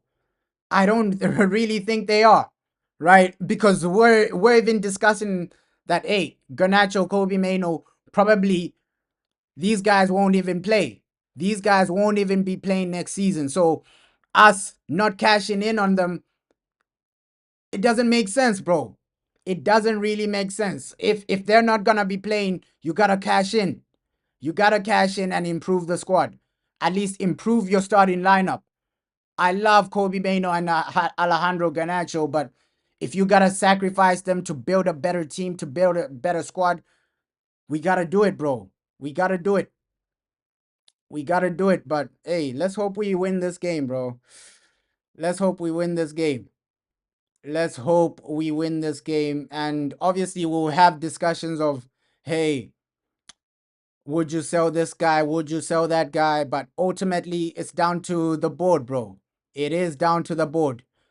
Do I see Garnacho leaving? It's highly likely. We're hearing reports of Alejandro Garnacho will be sold. It's highly likely. David Ornstein has spoken about it. Fabrizio Romano has spoken about it. And we've seen real interest from him. Chelsea might come back for him. Napoli might come back for him. So the board, bro, they're not really scared to lose anybody. And I like that mentality of, okay, you're not scared to lose anybody, right? You already have a plan of who's gonna come in. Matthias Cunha, he offers more than Alejandro Garnacho does, right? So you've already upgraded in that aspect. If you bring in somebody like Edison or better midfielders, somebody reliable, somebody that you can build in long term with the potential, a world class potential.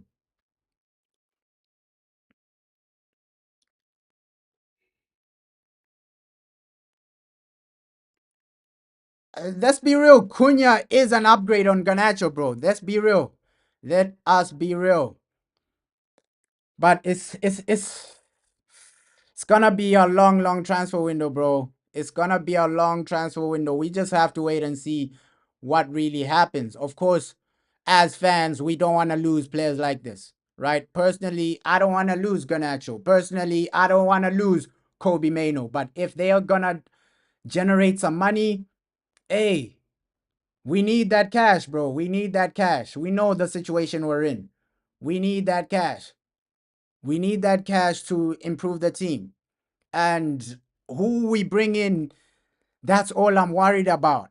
Who's going to play for Man United next season? That's all I'm worried about. The players that leave, okay, fine, they've left. We'll move on from that. But it's about who's going to be playing next season. Who will these guys actually bring in?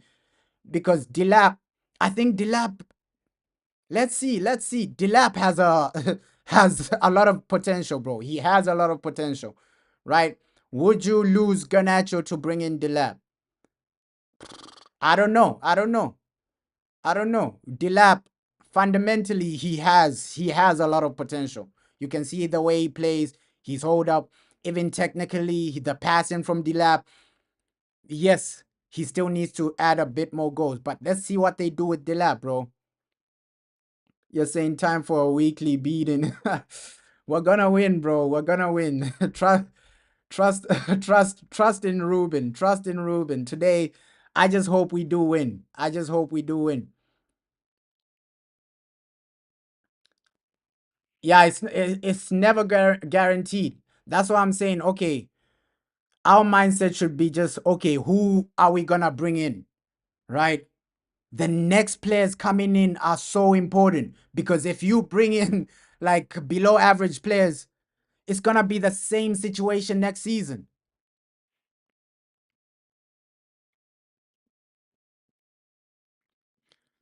Yeah, Delap isn't guaranteed. He's not guaranteed. No player we bring in is guaranteed, right? They can all flop. They can all mm, fail, but the mindset should be, okay, always improving your squad, always improving the quality. Somebody like like Cunha, he's a massive improvement to what we have, right? You're improving the squad.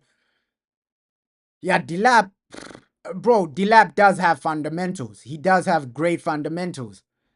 So my mindset is, okay, just go out there, improve. Who we bring in is the more important, right? We can sell Rashford, we can sell Sancho, we can sell all these guys, but it's about who's gonna be playing for us next season. Who we sell, it doesn't really matter because if they're not playing, we shouldn't care. If they're not playing next season, we shouldn't care. We should only care about, okay, who are these guys gonna bring in, right? Are they gonna fail us again next season, or are they gonna improve our squad? Are they gonna give us players that can compete, give us players that can take us to the next level? That should be the mindset from every Man United fan who comes in next season. Yeah, Delap has had one good season. Yeah, similar to like Rasmus Hoyland, right? Similar to like Rasmus Hoyland. So Delap, it's a situation of, hey, can we rely on Delap? If we sign Delap, can we rely on this guy next season? Is he a player we can rely on week in, week out? He has talent, no doubt about it. We've seen that Ipswich when Ipswich played Chelsea, that first game, Delap was insane. Delap was insane. And that's a high level team in the Premier League where he turned up. So we've seen some quality from Delap, right, in the Premier League already.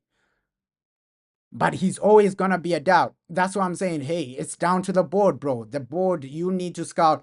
And what Jason Wilcox has done, I have to give him credit because look at the players he's brought in. Aiden Heaven, this guy has come in, delivered. So if Jason Wilcox wants Delap, I'll give Delap a chance, bro. I will give Delap a chance because Jason Wilcox hasn't let us down ever since he's joined. All the players he's actually brought in, the young players he's brought in have delivered. And if he's addicted to Delap, I think the man knows what he's talking about. Jason Wilcox, I think he knows what he's doing because he's already shown us that, okay, he brought in Aiden Heaven, a young talent. The people weren't really sure about Aiden Heaven. Who's this guy from Arsenal Academy? Nobody was really sure.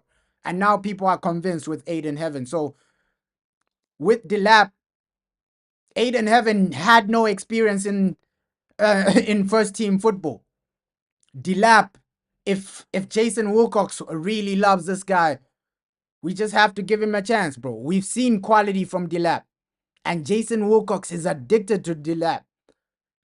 So that should tell you that, okay, Delap might succeed. It might succeed because Jason Wilcox, he's been delivering with every appointment he's made, bro. I can't doubt Jason Wilcox now. Like, his track record is too good right now. Like, the players he's brought in have all delivered. They have all delivered. So if Jason Wilcox is saying, okay, Delap, he's a young talent that will become world class, that will be surpass Harry Kane, because that's the way he's talking about Delap. He's talking about Delap like Delap is gonna be the best striker in the world. Jason Wilcox, bro. And we've seen the talent Jason Wilcox has brought in.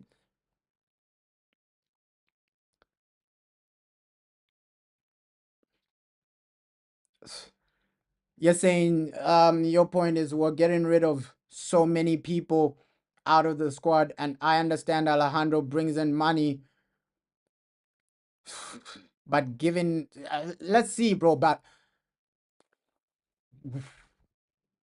It's down to what we do as a club, bro. It is down to what we do as I agree with you. I agree with you. Like my main viewpoint is just build the best squad for Man United. Build the best team that can take us to winning Champions League. Take us to winning Premier Leagues. I think as Man United, the mindset from every fan is the same. We want the same thing. We want to win another Champions League. We want to win another Premier League, right? Obviously, you'd have a different viewpoint of how to do that. You're saying, "Oh no, let's stick with Garnacho. Let's let him develop, and then in 5, 6, 7 years, he's gonna deliver." But my mindset is okay. Let's trust in what Jason Wilcox is doing. If he thinks Delap is the guy, let's see. Let's see. Let's see, bro. Let's see.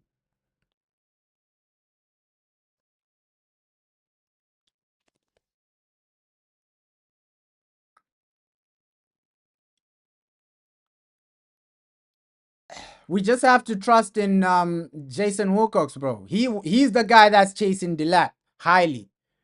And for me, Jason Wilcox hasn't underperformed. All the players he's brought in have been successful. Cunha will be good though. Cunha will be good, bro. Like Cunha, Delap. Let's see if we do bring in Delap. He is a cheaper option than Osimhen. Obviously, so many people want Osimhen because Osimhen will deliver goals. But hey, we just have to wait and see, bro. We just have to wait and see. As Man United, we've had so many seasons where these guys on top have disappointed us. Week in, week out, it's just the same disappointment. It's just the same season after season. It's just the same disappointment. It's never guaranteed with new signings, bro.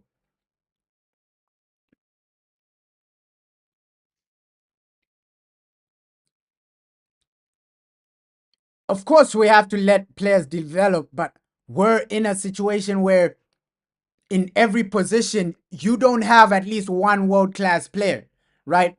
In the past, with Sir Alex Ferguson, we had the luxury to develop players because they were coming in with players like Roy Keane were already there, right? Experienced players like Roy Keane were already there. Post Scholes were already there. So you could buy a young Ronaldo to settle in and develop because you already had world class players. Players like Post Scholes already developed world class, right? Roy Keane already developed world class. So you had the luxury of bringing in a young Ronaldo and allowing him time to settle because your squad is stable. Your squad is really, really stable. But right now, what I'm saying is we don't have that type of stable squad. You still need to develop a squad so that you have the luxury to bring in one or two players to develop, one or two players to develop. You can't have a situation where your academy player is your best player. The player you're developing is your best player. At least have a situation where, okay, you have somebody like a Roy Keane, already experienced, stable, and guiding the young player that is developing, right? You don't want a situation where the developing player is the guy that's carrying you.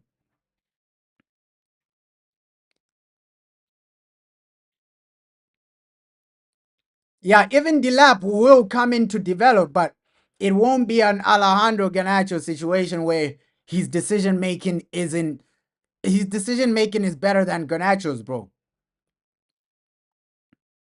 Yeah, they had to be top players or else they got booted out, bro. They got bullied in training. You're right, bro. And that's the mindset at Man United. It's like we're allowing any player to develop. The player has to be world class for us to give him time to develop, right? And we don't have the team around for these young players to flourish. You can see, okay, the whole team is disorganized. That's what I'm saying, bro. Build a stable team, then you can develop players. You can't have a situation where you bring in players, young players to develop in a disorganized team, right? The team is disorganized. You're losing every week. You can't develop in conditions like that. That's why I'm saying we need players around that are already stable. Guys like a Roy Keane, guys like a Paul Scholes, stable, experienced players, so that young players can come into a stable environment, right? Bring these guys into a stable environment and then you can develop them. A stable environment. Guys like Roy Keane, Paul Scholes, that was a stable environment. Guys that know how to win, right? Winning is a mindset as well. Like experience is needed, bro. Experience is needed.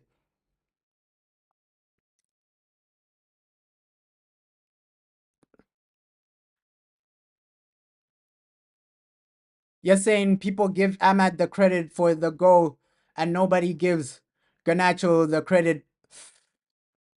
Nobody's saying people don't give Garnacho the credit for the FA Cup, right? It's just that, okay, when Garnacho is having a horrible game, it's really horrible, right? So he really costs us with his poor decision making. People are saying the decision making from Garnacho needs to improve. You're saying, hi, bro. Please send me a Man United jersey. Ish. Just like try and order one, bro. Like Man United, I know like the jerseys are becoming expensive, bro. They are becoming expensive. That's why right now I just buy from like cheap Chinese outlets, bro. Like just go to the closest Chinese outlet you know. The quality will be good enough, but it'll be cheaper, bro. I'm telling you that. I'm telling you that. Shout out like Chinese outlets. Those guys, bro. The quality.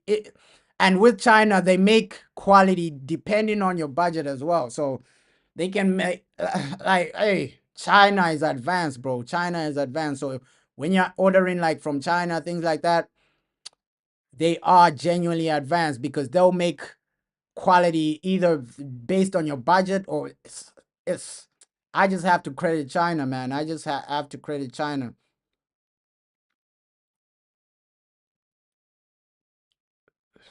You're saying at this point, Delap should be coming under an experienced striker so we can develop him. I agree with you, bro. I agree with you. All your points you're making, I agree with that. Like, we need to build a team around these players where they have stability to develop, right? A stability to actually go to the next level.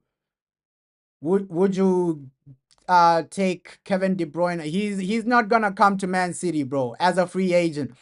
He's not gonna come to Man United, bro. Kevin De Bruyne, he's gonna get a statue at Man City. There's no way he's gonna go to Man City's biggest rivals. That's not happening, bro. That is not happening. And taking him as a free agent, the guy, the guy, the guy is. I think he's past his best, bro. Kevin De Bruyne past his best. He'll just come into Man United and it won't really make a difference. Kevin De Bruyne, he's really past his best. I think the only destination for Kevin De Bruyne right now is Saudi, bro. It's Saudi. Yeah, jerseys are expensive these days. Jerseys are expensive these days. Ain't no shame. Yeah, there's no shame in something made in China, bro. Hey, jerseys are expensive these days. Just get something made in China, bro. It looks the same. It looks the same. I'm not gonna lie to you. Yeah, bro. Kevin De Bruyne. I think it's just a situation of a Saudi league for him. He's past his best. That's why Man City are letting the guy go. He's past his best. The Kevin De Bruyne we saw at Man City is no longer there, and you can see his legs are gone. His legs are gone, bro. He'll just come into Man United and slow us down. I don't think Kevin De Bruyne improves us because you can see the way he's playing for Man City right now. He has a lot of runners around him. He has a lot of runners around him. You're right, bro. He doesn't fit our system, Kevin De Bruyne, but at this point in time, look at how he's playing, Kevin De Bruyne. At Man City, he has a lot of runners around him. If he comes to Man United, his age will be exposed. I'm telling you that right now. His age will be exposed. He's gonna look worse at Man United. His age will be exposed because some of the injuries he's had, you can see those hamstrings are gone for Kevin De Bruyne. They are gone. So I wouldn't take him as a free agent, bro. As a free agent, I think Cunha is a better option. We got the better option. It's better to spend money on a guy like Cunha where okay, off the ball he's gonna give you something, on the ball he's gonna give you something. With Kevin De Bruyne, bro, off the ball that guy, he's not coping with anything, bro. He's past his best. The hamstrings are gone for Kevin De Bruyne. We can see that, bro. So United, hey, just get ourselves into a situation where we're just competing. I think that's what every fan wants, right? Get players that can help us compete. Get players that can help us develop because ah, it's been a long season for us. Yeah, it's like buying Christian Eriksen 2.0.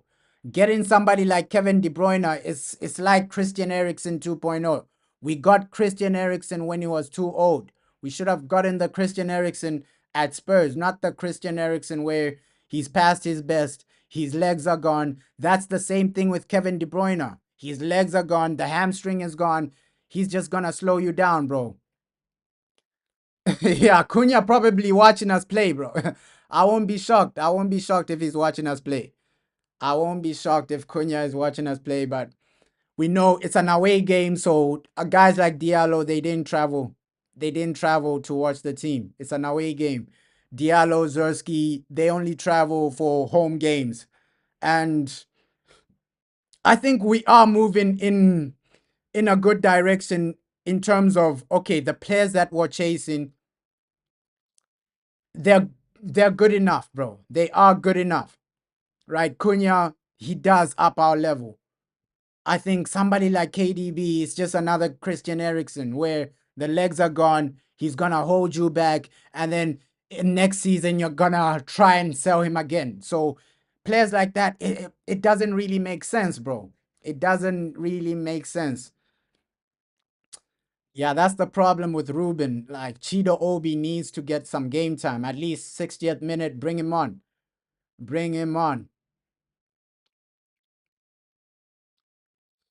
You're saying any hope of Edison joining? We have to believe. We have to believe, bro. We have to believe. Edison, he's a good player though. Let's see. Let's see how negotiations go. Because we know some Italian teams, they try to actually take everything you got.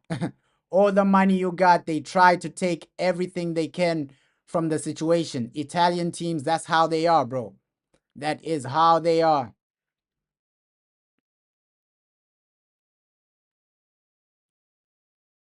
Yeah, Ruben does like Edison, bro. But it's about what the club do. We know the strategy with like Sir Jim Ratcliffe. He's not gonna overpay. If his club asks for too much, we're gonna walk away. So it's just about how much and wages, all that will come down to play, bro. But we're building a good squad. We're building an extremely good squad right now. United, I think this is the best we've seen us in terms of like the transfer window. We're not overpaying for players, and we're getting players that are gonna improve you. Let's hear what Ruben has to say. Yes, yeah, I know he's gonna join us on loan and then go to one of Ineos's teams, bro. What's my thought on Delap? If if Jason Wilcox wants him, I have no problem with Delap, bro. I have no problem because Jason Wilcox, he's talent ID, bro. And we've seen Delap in the Premier League. He's okay, bro. He's okay. He's okay. If you can get somebody like Osimhen, you get Delap, I won't be I won't be too worried with that, bro. Like somebody like Delap, he does improve you massively. Genuinely, he does. He contributes something. I'm not saying he's gonna contribute goals every season, but yeah, you're saying between Costa and Onana, who would you pick? I think Costa, bro. Yeah, this is what the manager has to say. in the team, and This is what the manager has to say. so, Ruben, 5 changes. How do we attack today's game with the squad? We need to be really intense. We have a strong starting 11. So we just want to win the game. And for that, we need to be really focused. Because if you look at the last games, we had like Nottingham, Wolverhampton, we had the control. We create chances, but then we, in 2 set pieces, we lost the game. So we need to be focused and to be really intense. It is unfortunate, as you mentioned earlier this week, that we are without Diogo. However, you've got great players in the squad like Luke Shaw, who's able to step up. Yes, of course. We need to take a little bit a risk there, but we need to do the rotation in the team, and we have a strong starting 11. So we know that you have some injuries, but we have squad to cope with that.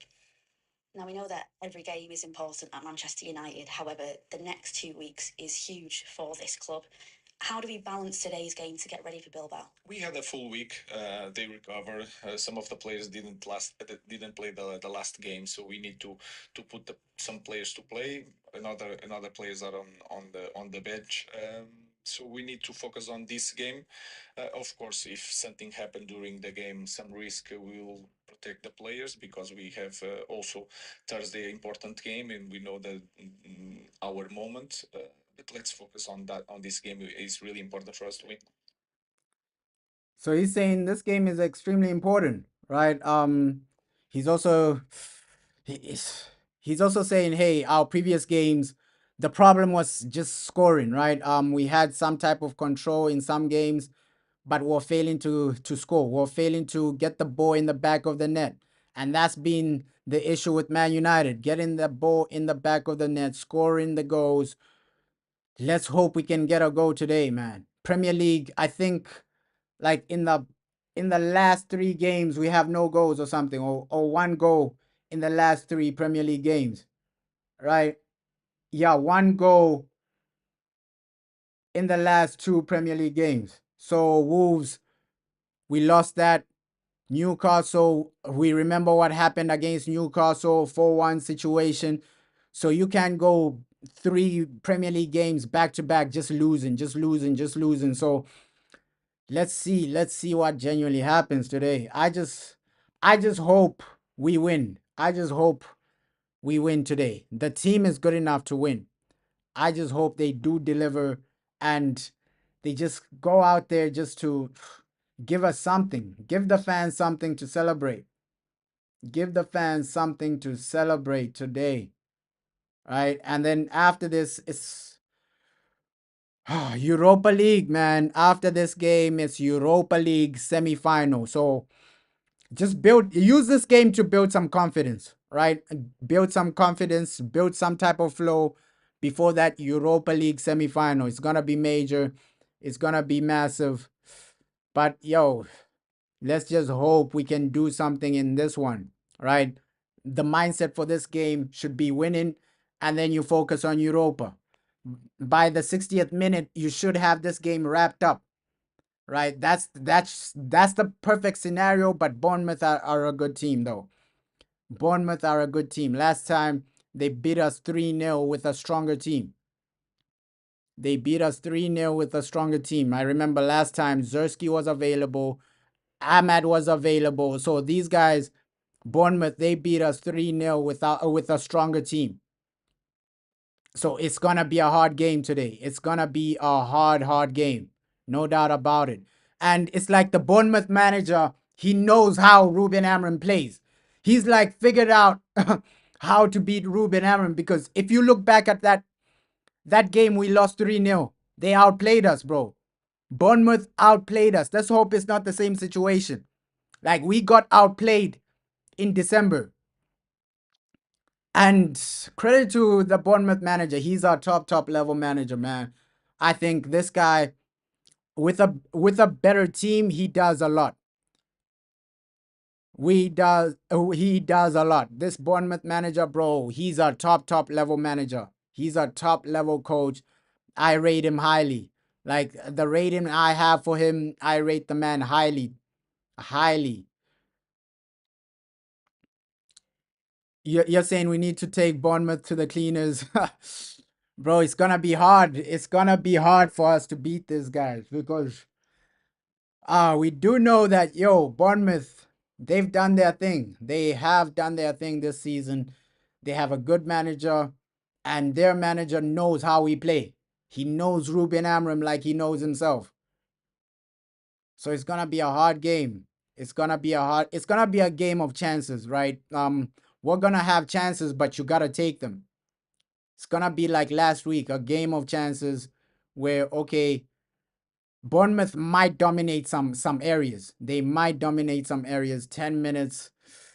Come on, United. Don't let us down. Go out there. Just do what we need to do. Do what we need to do. Rasmus Højlund. Let's hope the guy gets a go today. You're saying Lindelof is such a waste of space. No point in worrying about Lindelof, bro. The guy is done at Man United. The guy is done at Man United, bro. With Victor Lindelof, I don't see him staying at United. The guy is done, bro. So no point in worrying about Victor Lindelof. The next season, we won't be seeing this guy.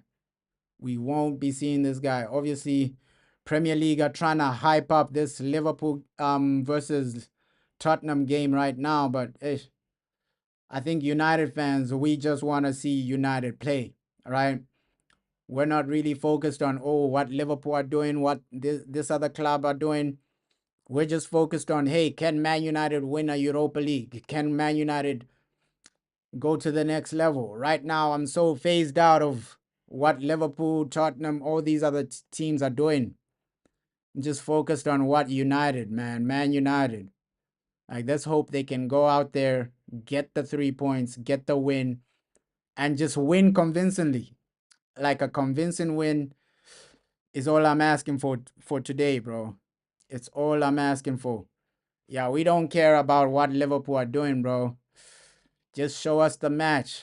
And you can see the Premier League are trying to hype up this Liverpool versus Tottenham game, but we already know Liverpool have won the league, right?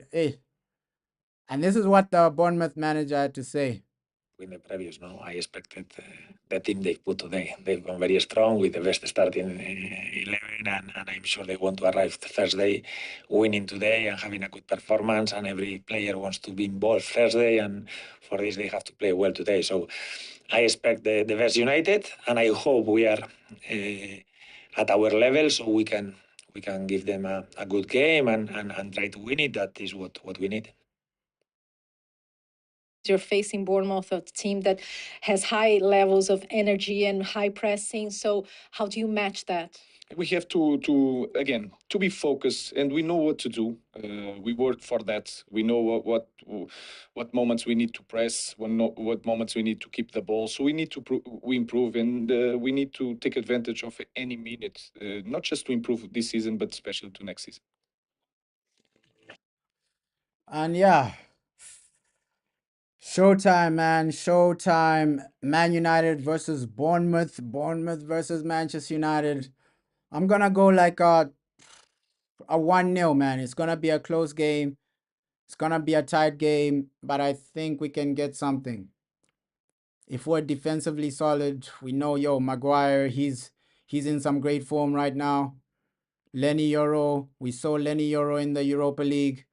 So our defense has the potential to keep a clean sheet today. It's just a matter of, okay, can we do it? Are we able to do it? Right? Scoring goals is our main problem for me. Like, I think we can get 1 goal.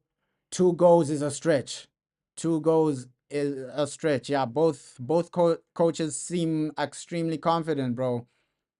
Both managers, they they sound extremely confident. Especially the Bournemouth manager, the way he was also smiling. Hey, he sounds like, I know what to do against Ruben Amram. Because he's already beaten us 3-0. He's already beaten us 3-0.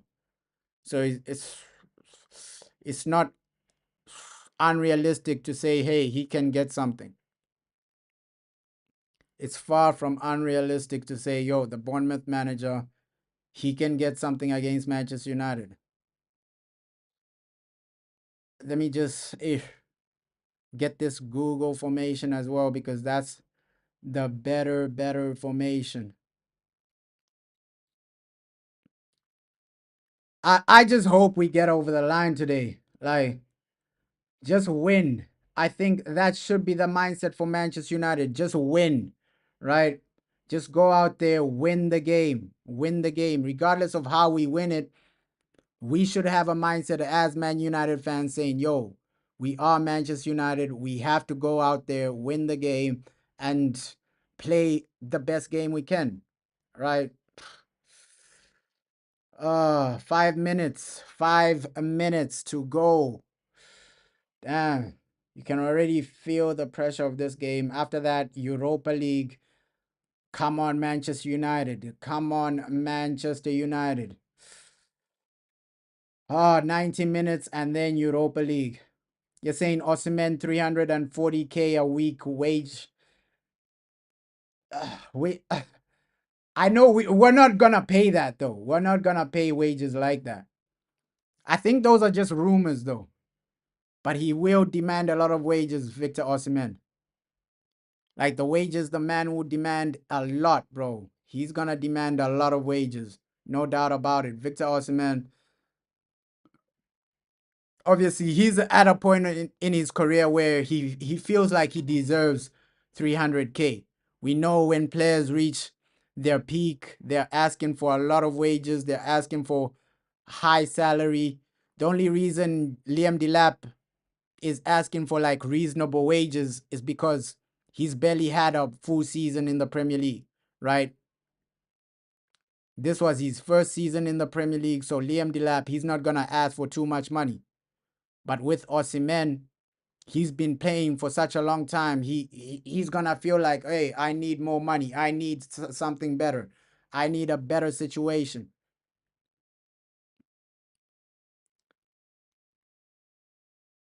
So let's just get the W today, Man United. Get the W today. Get the win today. That's all we're asking for. Like, go out there and get a win. Go out there and give them a game at least. This is a strong enough team. Like, this is one of our strongest teams. So if we can't win today, I don't know what we're doing.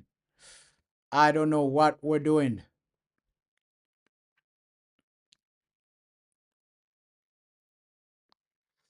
I do not know what we are doing if we can't win today. Oh, let's just hope they can. Come on, Manchester United. Win. Get over the line and win. Few more minutes. Let's do this. Oh, let's do this.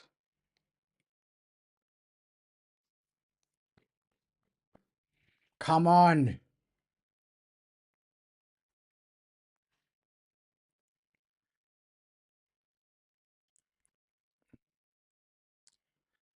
Oh, one more game before that Europa League quarterfinal. You just get over the line in this one and then focus on Europa. That should be the mindset from Manchester United. Come on. Here we go. Here we go, man. Come on, Manchester United. Give us a performance. Give us a game to remember. Give us a result to remember. We need to be winning games like this. We gotta be winning games like this. Come on. Come on. And Bournemouth, hey, they're gonna have confidence from the last time they played Man United, right? Obviously, the last time we played Bournemouth, we had a better team. We had a better team. So because De Ligt was there, so we had a better team defensively, offensively. I think Ahmad was there. So the last time we got beaten by Bournemouth, we put out a better team. And let's just see, Semedo, like we've been linked to this guy a lot of times. Let's see. Let's see. Let's see. Obviously, he's gonna wanna play well against Manchester United, right? Every team wants to play well when they're facing Man United, especially when they're at home. So these Bournemouth players, they're gonna turn up today. No doubt about it, bro. They're gonna turn up today. Let's just hope we turn up as Manchester United. Let's hope we get the 3 points. Let's hope we get the win today. Luke Shaw, massive game for him. Massive game for him. Because I think, okay, the manager's starting Luke Shaw today. I think he's not going to start the Europa League. I doubt that Luke Shaw starts that Europa League game. But here we go. Yeah, he is dangerous, bro. Here we go. Here we go. Kickoff. Kickoff. Let's go. Here we go. He is dangerous, bro. He is a dangerous player. Come on. Here we go. United. Underway. Underway.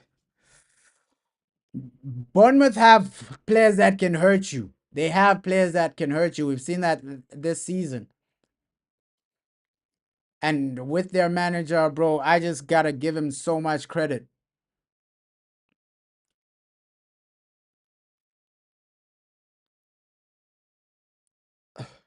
You're saying with Delap as the main striker, we shall have to rely on Maguire as a striker.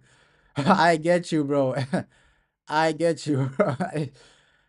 But we'll see, bro. The Delap situation is not even over the line, bro. It's not even over the line because we're facing Chelsea as well for to sign Delap. It's not even over the line. So Delap, we still have a long way to go before we sign somebody like Delap. It's not over the line. None of the players we're linked to are over the line um besides Cunha, bro. And you can already see how these guys have started. Bournemouth have started well. You can see how these guys have started extremely well, man. Their mindset is take the game to United. Don't make any mistakes defensively. Because we've seen too many situations where Man United, we make too many mistakes defensively. In the midfield, the passing won't be right. We haven't started well right now. Look at the way Bournemouth are pressing us. Stabilize the game. Stabilize the game, Manchester United. Like, we're a bit shaky so far. We are a bit shaky. Stabilize the game. Stabilize the game, please, United. You can see it's a bit shaky. Obviously, first 3 minutes, that's what you're going to expect. Both teams trying to take control. Both teams trying to get an early advantage. But yeah, let's see how we stabilize in this game. And the field itself, it doesn't make it easy for us. You can see the Bournemouth ground doesn't make it easy for us. That's why I like home games. Home games, Old Trafford, you're comfortable. You're in a comfortable stadium, comfortable environment. So uh right now it's just about taking control. Taking control. Luke Shaw. Let's see the type of performance he gives us today. Ooh. The ref will give fouls for anything, bro. Ish. Let's just try get that early advantage. That should be the mindset. United. Come on. Come on. No doubt. Yo, Bournemouth are gonna have a lot of chances. That's how this game looks like it's starting. Like Bournemouth having chances here and there. So we have to be awake for the whole game, man. For the whole game. The whole game is just a situation of, yo, United, turn up, show up, take the game to Bournemouth, take the game to these guys. Low key, I like the position in Garnacho is taking. Usually when he's playing as a number 10, he doesn't know the position.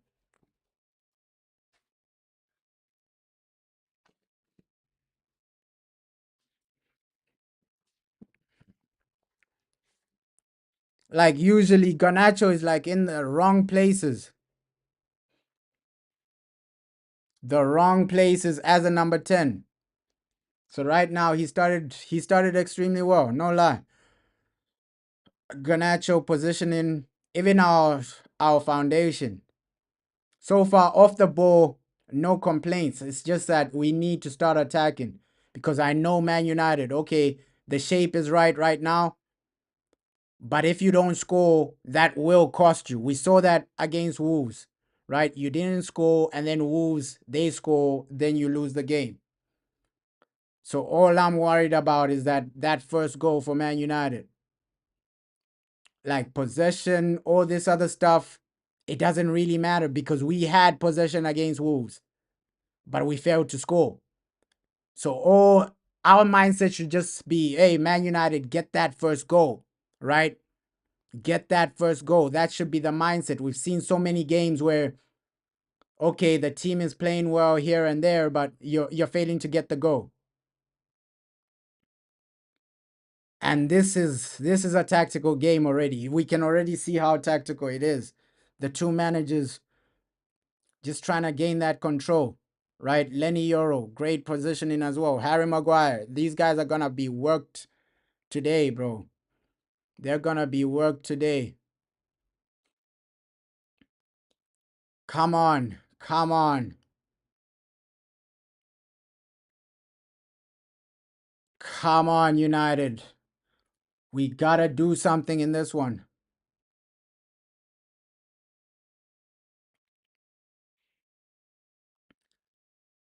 And usually when we start like this, it's just like a small indication that we're gonna lose, right? When we start like this, high pressure, this and that, bro, this start isn't giving me too much confidence. It's not giving me too much confidence.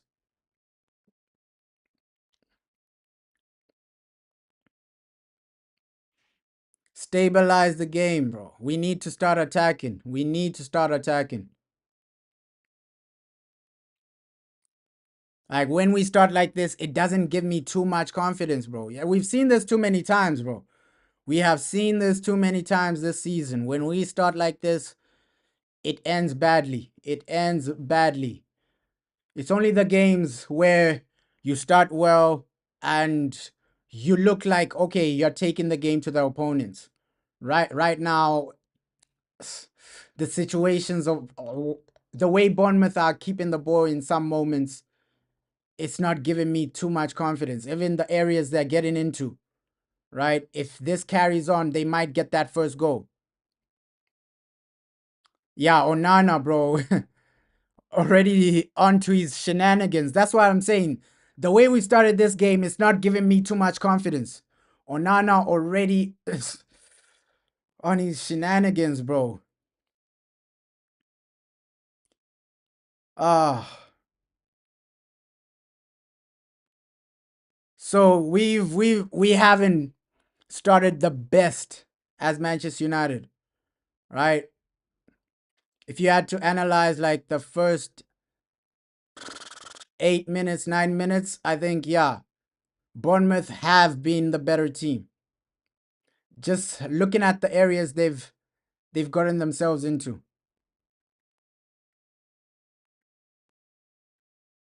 Looking at the areas they've gotten themselves into. That's why it's important for Man United just stabilize the game, man. Stabilize the game, keep it simple, and control it, bro. Control it. Yes, we're away from home, but this is Bournemouth. Bournemouth have been good, but you should be beating Bournemouth, man. Regardless of whether they've been good this season or not, we're Man United. We are Manchester United.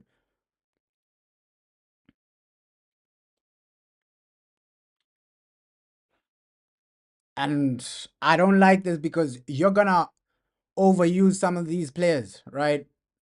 If you make this a tight game, you're failing to score first half, second half, you only score like in the 70th minute. A lot of these players are gonna be gassed out. One of them might get an injury. These are the types of games you get injuries. Like games like this, it's gonna be physical. It's gonna be highly physical, man. So let's just try get something. Ooh, Patrick Dogu.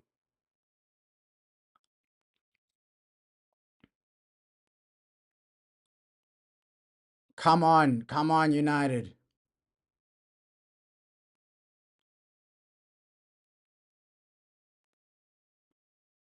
Come on. Just need something. But also, like, I'm watching the positioning from Kobe Mano. Kobe Mano, he's one to watch for me today. Like, obviously, he's playing a bit advanced in some moments. So I'm watching Kobe Mano on the ball, off the ball, what he's doing. He started well. He has started well. He has started well. On the ball, off the ball, Kobe Mano has started well. And this is a position he's still adapting to, right? This is a position he's still adapting to. He started extremely well. He started extremely well. When we're attacking, Kobe Mano goes a bit more advanced. So it's like he has low key a free roll, low key like a free roll. Kobe Mano. I'm just seeing him off the ball, on the ball. Like when we're defending, he comes back deep. When we're attacking, he's more forward. So he has like some type of free roll.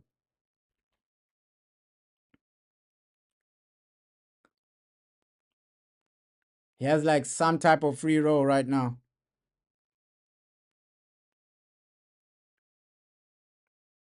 Come on. Eh. But also with Rasmus, get into the game. Rasmus Hoyland, get into the game. Come on. The whole team needs to just get into the game. Final third, that's all I'm focused on.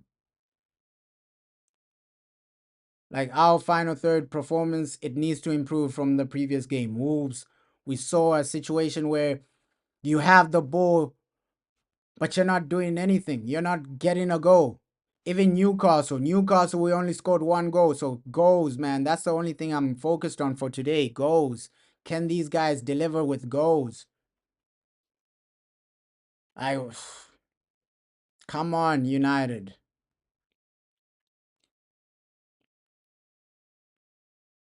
Come on. Oh,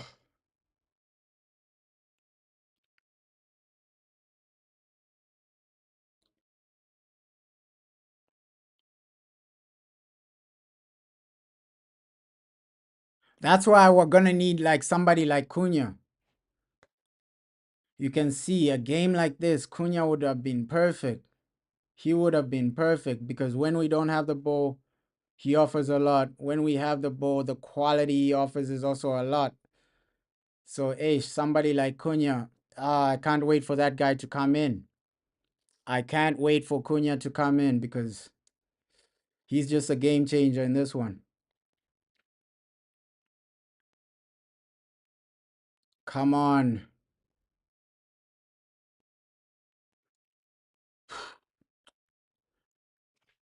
Low key, I feel like Bournemouth will score first. Just have that weird feeling. We've seen this too many times with Man United.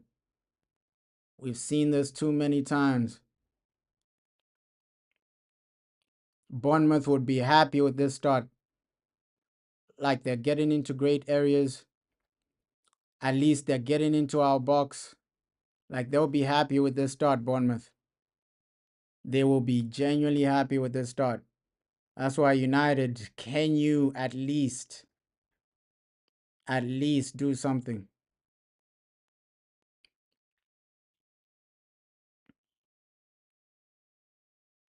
At least deliver something, man. Deliver a goal. Because Bournemouth, low key, they've been the better team. Low key. Low key, they've been the better team, Bournemouth. That goal might come for them if we don't wake up.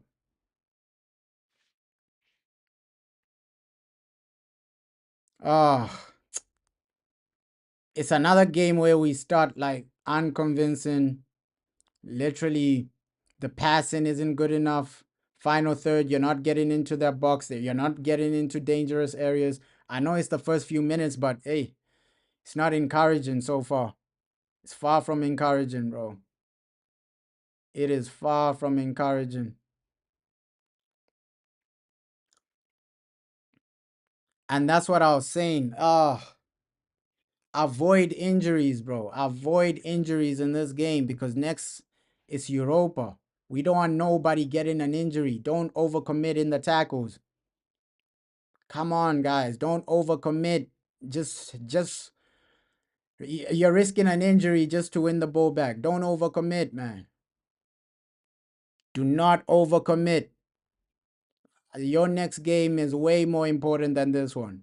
Come on, don't overcommit, please.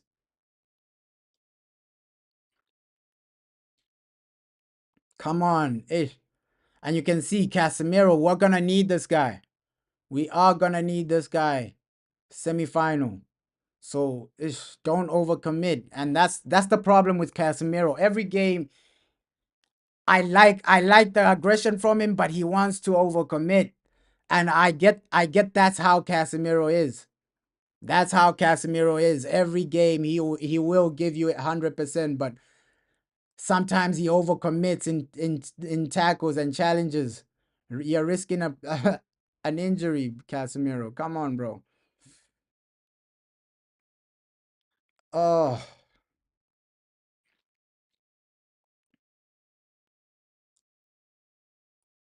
our number 10s have been nullified in this game. Nullified.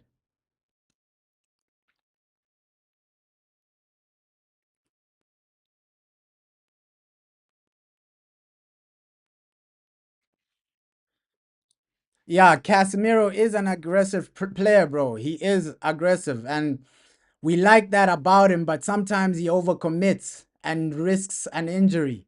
We love that aggressiveness from a Casemiro where he goes in hard. He just tries to recover the ball at all costs. But sometimes that can get you an injury. So I'm just saying in this game, don't overcommit. Don't go in too hard, bro. Like, think about the next game, right? Europa League, we're going to need you, Casemiro. We are going to need you. And the statement from Ruben Amram, it shows you that, yo, Cass has become a major player, right? Because Ruben Amram, he was saying, hey, before I wasn't considering Casemiro, but now he's changed my mind, this and that. So he's going to become a really, really massive player. A really massive player. Ooh, we're getting some shots off, but hey, I'm only gonna be satisfied when you get that ball in the back of the net. We saw this against Wolves. Okay, you're getting some shots off, but nothing is going in the box. And at this point, I've just given up on Rasmus Højlund, man.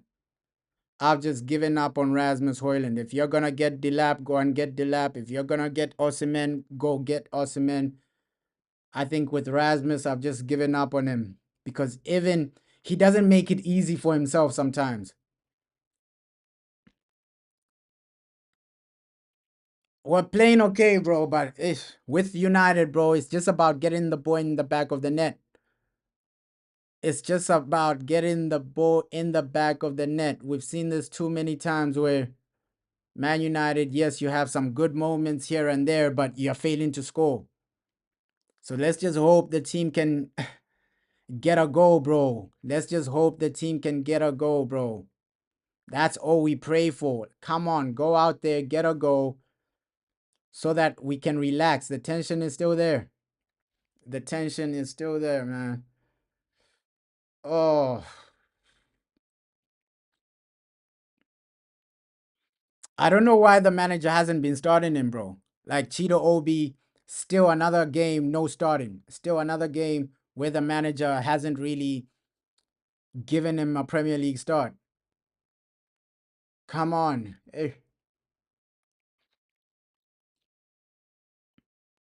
But I've given up on Rasmus. Even When you watch him off the ball as well, he doesn't make it easy for himself. Look at Rasmus Højlund off the ball. He doesn't make it at least come there. Make yourself available, man. Make yourself available. Stop fighting with defenders and make yourself available. Come close to the ball. Come where the action is at. Because you can see, like with Joshua Zerski, he makes himself available. He comes, he tries to get involved with the game. Come on, Rasmus, make yourself available. This is when we need the striker to, okay, your hold up play, come here, make yourself available. Stop wrestling with defenders. And that's what frustrates me about Rasmus. He's always trying to wrestle with defenders. Come on, bro, make yourself available. Come here, hold up play, link up. You're saying any championship striker is scoring more than him in this system. Like with Rasmus, he doesn't make it easy for himself. That's the sad part, right?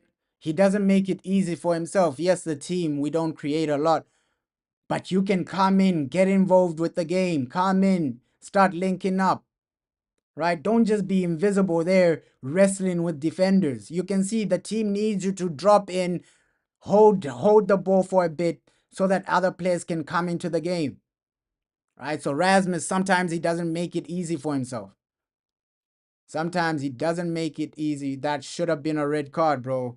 Oh my God. That's why I hate games like this, bro. Like, you get an injury for no reason before a Europa League semi-final. Come on, guys. Let's not get any injuries. That should be a red card. That should have been a red card.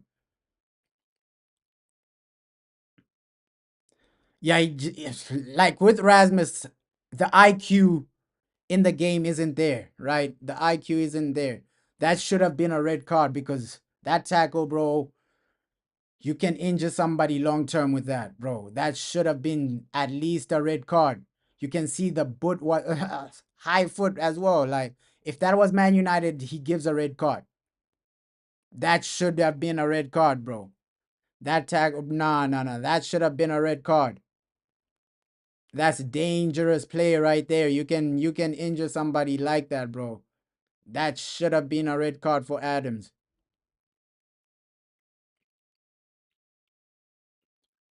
Oh, but looks like Garnacho is okay. He's okay, but hey, that should have been a red card. That's a red card right there. Yeah, it should be a red, bro. It should be a red.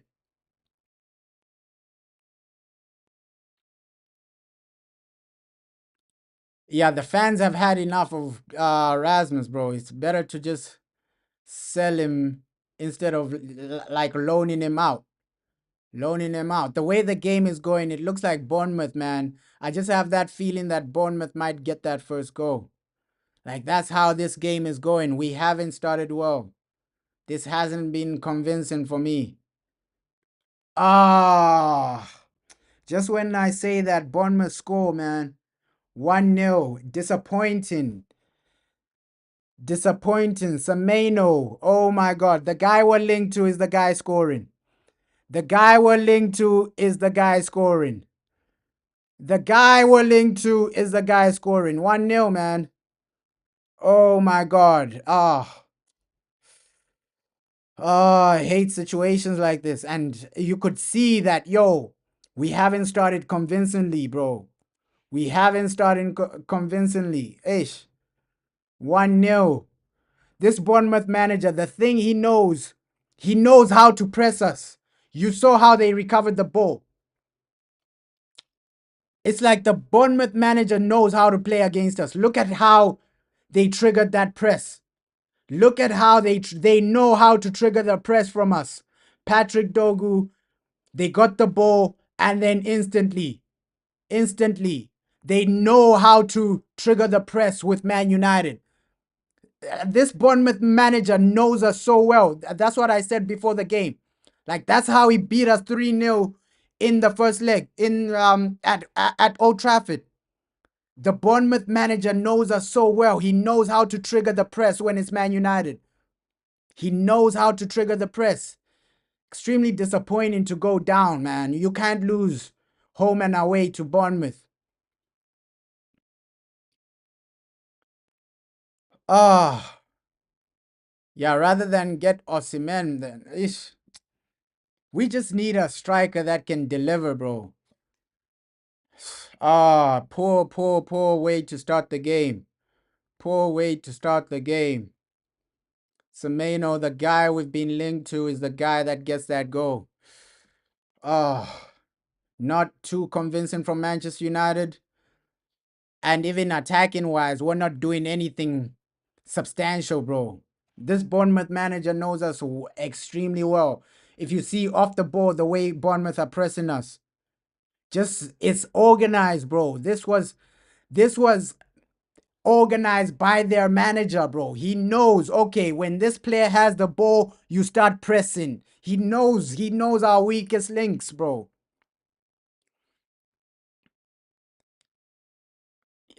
Yeah, that should have been a red card, bro. That should have been a red card. You're saying you fear, you fear we have no chances. You have no chance against Bilbao, bro. Like Bilbao, we gotta just try our best, though. At least with the Bilbao game, somebody like Amad Diallo is back. Yeah, that Bilbao team is way better than this, bro. It is much better. So if you go out there playing like this against Bilbao, they will destroy you, bro. Low key, Bilbao is better than Lyon. I watch La Liga, bro. Bilbao is better than Lyon, especially when they turn up. Yes, Williams, he won't be there, but they're still a good team without Williams, bro. If you turn up like this against Bilbao, they will destroy you. They will destroy you. Yeah, at this rate, every team is just gonna be beating us, doing a double on us. Yeah, that's the problem. Amad Diallo without match fitness. That is the problem, bro. That is the problem. So Bilbao, it's gonna be a harder game than this. Way harder. The way they pass, the way they play, the way they attack, bro, they're gonna be way harder.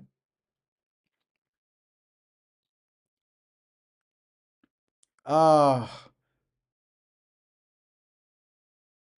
nah, I don't see Bournemouth beating Bilbao, bro. Bournemouth are nowhere close to Bilbao. If Bournemouth were in La Liga, Bournemouth versus Bilbao, I think Bilbao outplay them. They do outplay Bilbao. Sorry, they do outplay Bournemouth. Yeah, Delit is still injured, bro. He is still injured. He is still injured, but with United, looks like it might be a situation of 3 straight defeats in the Premier League. Ah, this is the lowest we've ever been. This is the lowest we've ever been. You can see the way we're passing, the way we're pressing, even the way we're attacking. Nothing is convincing with Man United.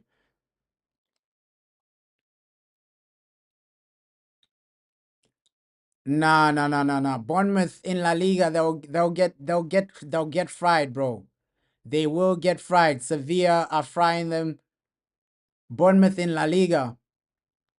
Yes, with this manager, even with this manager, La Liga is more competitive than people think. Do Bournemouth, there are 5 teams Bournemouth don't really finish above, right? Bilbao, Barca, Real Madrid, Sevilla, Real Betis. Bro, La Liga is competitive, bro. La Liga is so competitive, bro. La Liga is so competitive. I'm telling you this. If Real Betis, a team like Real Betis were in the Premier League, they finish in the top 4. Athletic Bilbao finish in the top 4 in the Premier League. If Nottingham Forest can do it, Athletic Bilbao can finish in the top 4 in the Premier League. So I think a lot of people sleep on La Liga, bro. Too many people sleep on La Liga.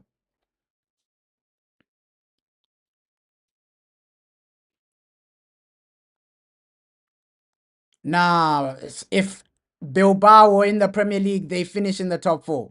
because they are better than Nottingham Forest. They are better than Newcastle. Like Bilbao, bro. These guys play. These guys play, bro. And you see against when we play Bilbao, a lot of people are underlooking them. They're not in the semi-final for no reason, bro. They have more technical players, bro. We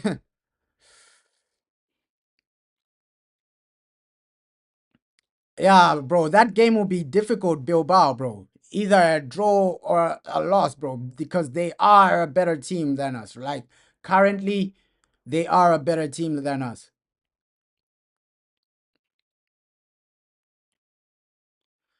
I think, yeah, they are better than the Chelsea this season. Bilbao smoked Chelsea, bro. Chelsea, Newcastle, Aston Villa, Bilbao smoke all these teams, bro. You just have to watch this team week in, week out. Because what what they did to Barca, not a lot of teams in the Premier League can do what Bilbao did to Barca, bro. I'm telling you this right now. Chelsea can't do that to Barca.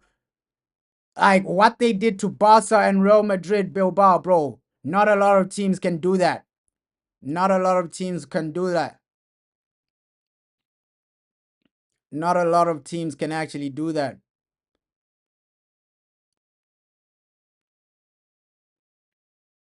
Nah, Bilbao has a solid team, bro. Bilbao that would smoke Newcastle. I'm telling you this right now. Bilbao, Real Betis, teams like that would smoke Newcastle, bro. And Newcastle ain't doing what Bilbao did to Barcelona, especially a Barcelona team with Hansi Flick. They ain't doing that, bro.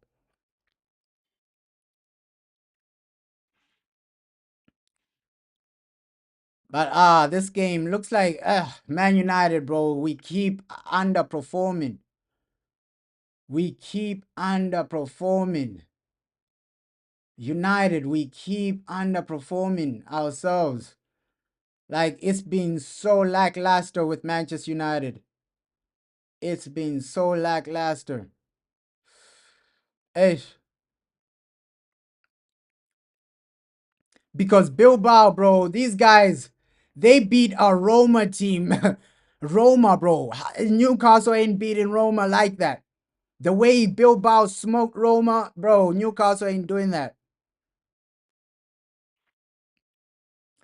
You're saying Serie A is more competitive, but Bilbao smoked Roma, bro. A massive team in Serie A. Bro, don't sleep on Bilbao. Bilbao beat Roma like 3-1 or something. Bro, in Europa, they smoked them. A team that's doing well in Serie A. So let's not sleep on Bilbao, bro. They beat Roma, bro. Like, bro, this team. Let's not sleep on these guys, bro. They are a good team. The way they smoke, I think with Bilbao, they can also smoke a team like Juventus.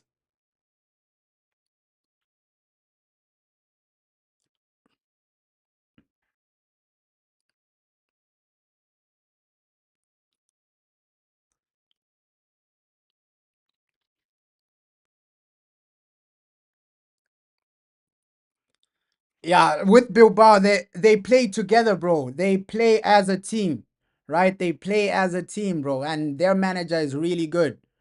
They are really good as a team, bro. Bilbao smoked Roma, bro. Yeah, Inter is a different level, bro. It is a different level, but I think too many people are sleeping on Bilbao, bro. Because the way they smoked Roma, like they're nothing, bro. So Bilbao, it's not gonna be easy. It won't be easy.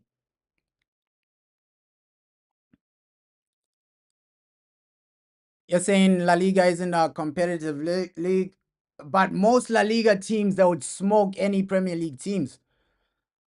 Like a team like Bilbao, 100% it beats any team in the Premier League except Liverpool. Even Real Betis. Real Betis is a team in La Liga that beats any team in the Premier League. Barca beats any team in the Premier League. Real Madrid beat any team in the Premier League when they're firing?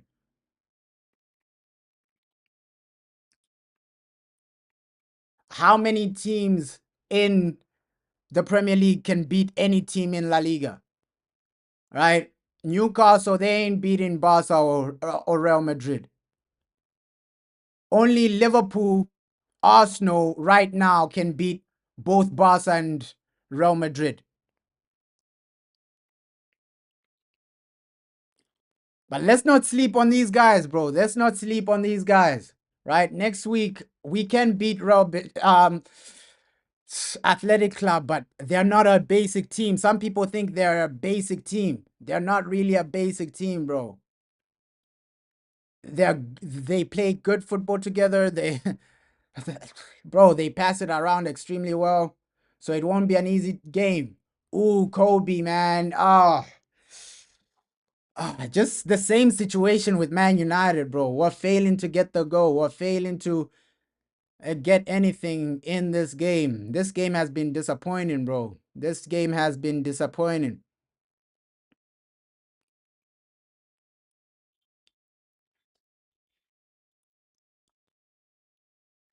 Yeah, it would be interesting, bro. It would be interesting.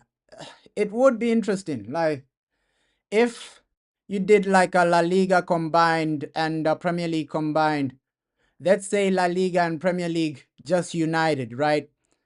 And then how many La Liga teams would survive in that league? Let's say Premier League and La Liga, they just combine their leagues, right? And then the second tier is like a championship type of thing, if you understand what I'm saying. If La Liga and the Premier League came together, combined their leagues, how many La Liga teams, how many Premier League teams would stay in that league? Okay, out of 20 teams, how many would survive in that league? And which teams would win that league, right? If you combine the Premier League and La Liga, which teams would win that league? I think Barca and Real Madrid dominate if you combined the Premier League and La Liga, right? I think Barca and Real Madrid still dominate. They still dominate. They still win the league. Maybe Man City will have a shout as well. Man City, Barca, Real Madrid, those three teams dominate a league like that. But that would be great for the people, bro. Like, just uniting La Liga and the Premier League, it'll make it so competitive. That would be a really competitive league.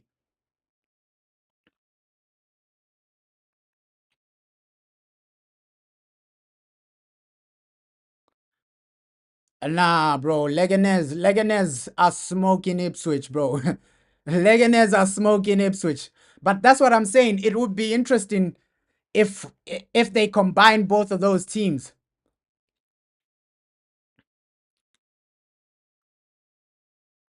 Yeah, Sevilla are like 15th, but that's the team that beat us. Oh my God. What a save. That was a great save, though.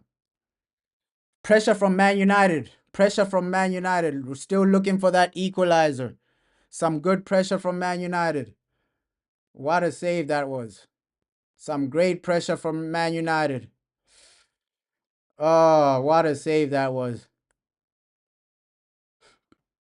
What a save that was. Oh, pressure from Man United, but it looks like we're knocking on the door. We are knocking on the door. Yeah, Sevilla, they're 15th, but last season, aren't they the team that knocked us out, bro? Of the Europa or something like that. So you can't you can't really underlook some of these La Liga teams, bro. La Liga is a top league. If Barcelona and Real Madrid were in the Premier League, they still dominate. They still dominate the Premier League. They still dominate. They're still the two best teams in the Premier League.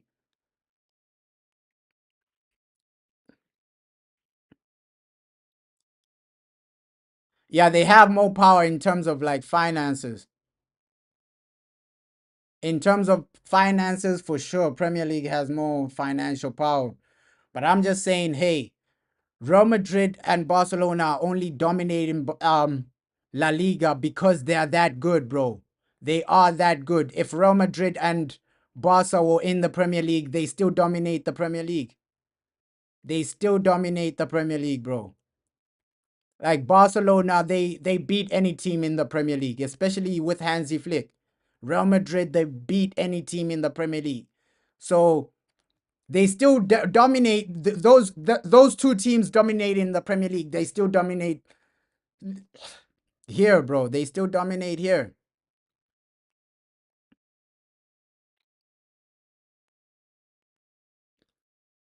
Yeah, you wouldn't see a player like Cunha playing for a team near relegation. That is good, but yeah, let's remember Cunha. He struggled in La Liga, bro. He struggled in La Liga. He struggled in La Liga, bro. So La Liga is it's not that hey Real Madrid and Barca are dominating La Liga because it's a horrible league. They're just dominating because they're that good, bro. They are that good. If they were in the Premier League, they still dominate the Premier League. I believe that. I believe Barcelona, Real Madrid, if they came to the Premier League right now, they win it. This season, Barca win the Premier League over Liverpool.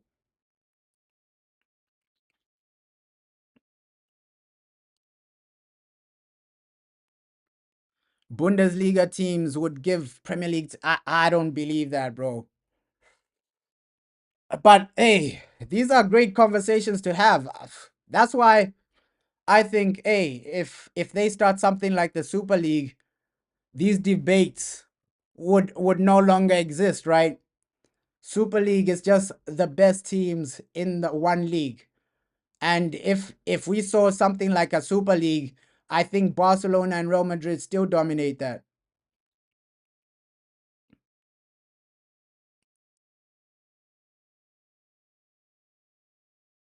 Yeah, La Liga isn't on the Premier League level with views, bro.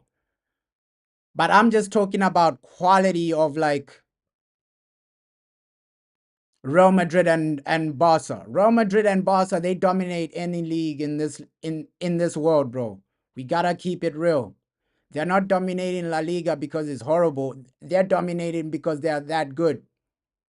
We can see Barca, they're in a semi-final, bro.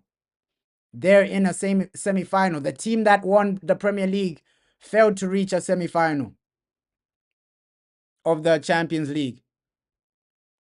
Ah, come on, United. Don't let us down. Ish, this game. Ah, so many moments where United, we need a goal. We need a goal. You can't lose to Bournemouth again.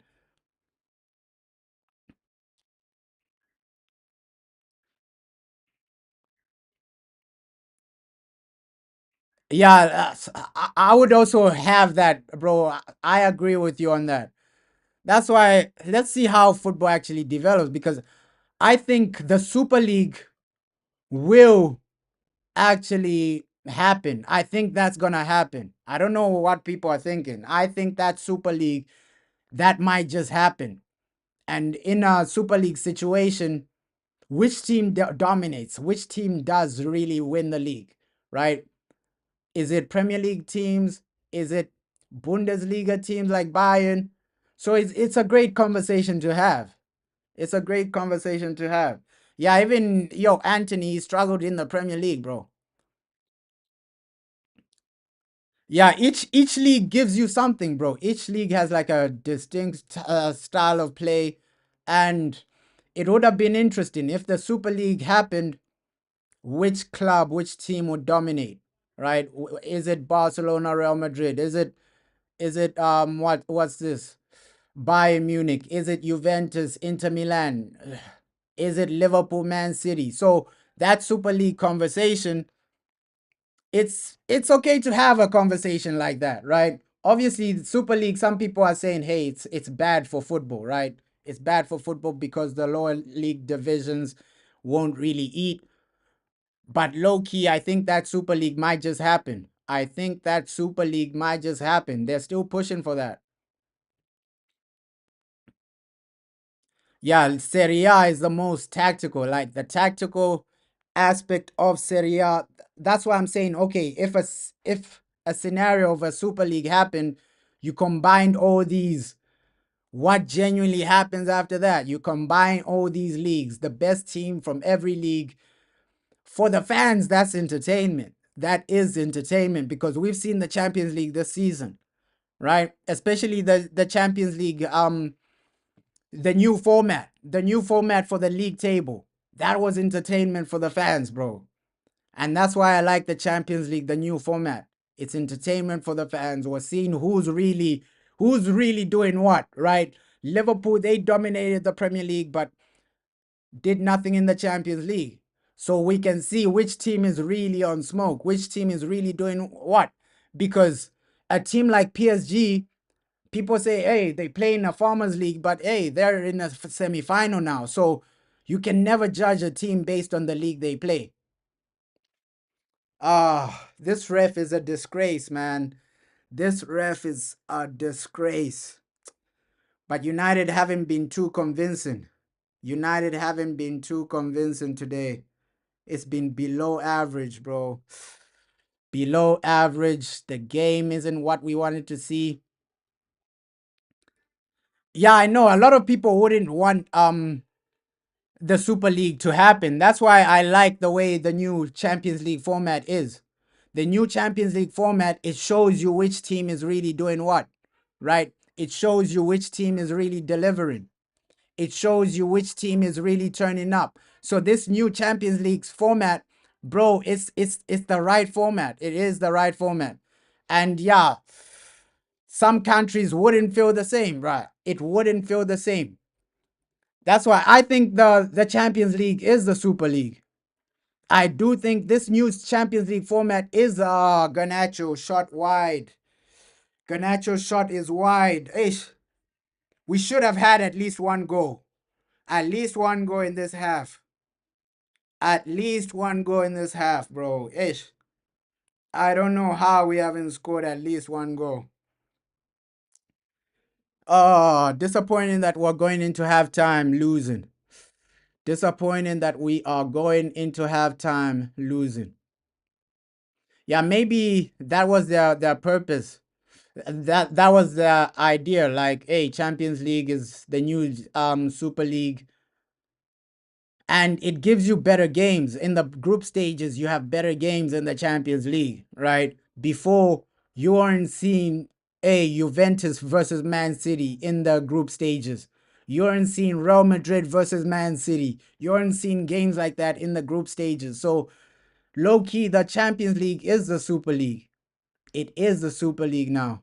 Half time, man. Half time, and not the best half of football for Manchester United, right? 1-0 down. Looks like Bournemouth, they'll be comfortable with that, bro. They will be comfortable with that. 1-0 down, not our best half of football. Not a half of football we're gonna really remember. But yeah, we are starving for results, bro. Ish. We are starving for results. You can see this. If you don't get at least 2 goals in the next 45 minutes, it's another game without a win in the Premier League. So our Premier League season has been horrific. Yeah, they also did it for more profit. We know why these guys do it, bro. You're saying in the old format, it was more thrilling. Big teams. Yeah, we know why they do this, bro. Like, they do it for money, bro.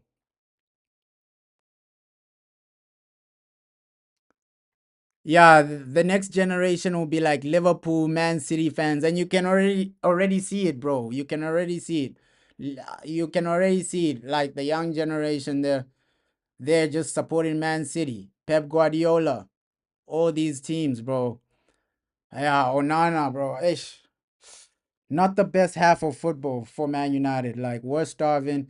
The referee wasn't great. It wasn't a great half for United in terms of entertainment as well, in terms of chances. Yes, we had some chances, but we need goals. And that's the problem with United, goals and failing to keep a clean sheet. Another Bournemouth. We don't need another Bournemouth win. against Manchester United. Halftime, you're losing. So, second half, let's just try to get back into the game.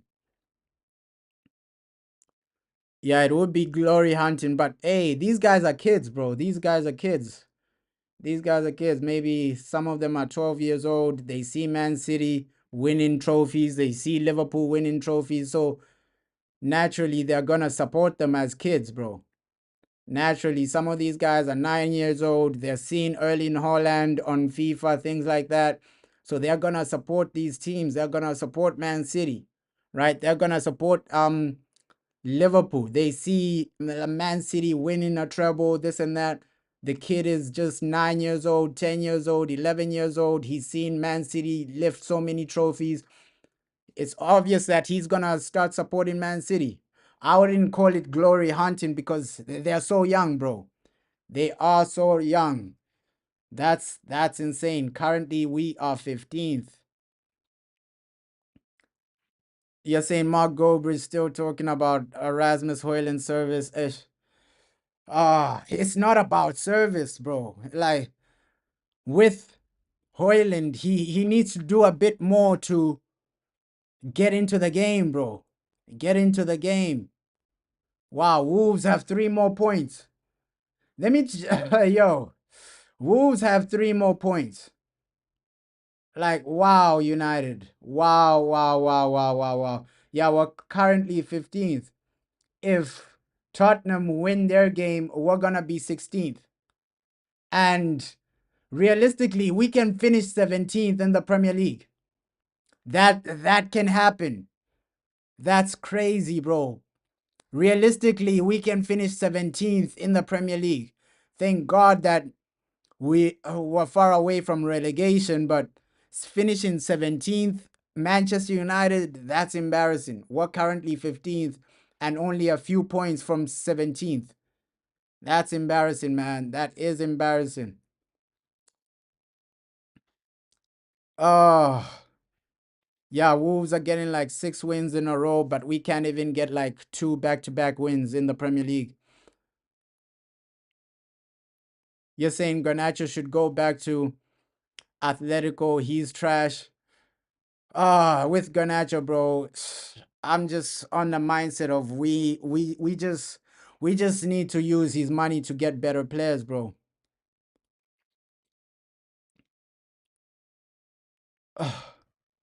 Bro, it's been horrific. It's been horrific. Yeah, second worst after West Ham, bro. Second worst after West Ham. You're saying sack Amarim if we go down to 16th. Hey, I can see a lot of fans are literally losing patience. If Ruben Amorim doesn't win that Europa League, bro, people are just gonna lose patience with him. People are just gonna lose patience with him. And we saw during the game, Sir Jim Ratcliffe and Omar Barada are at the stadium.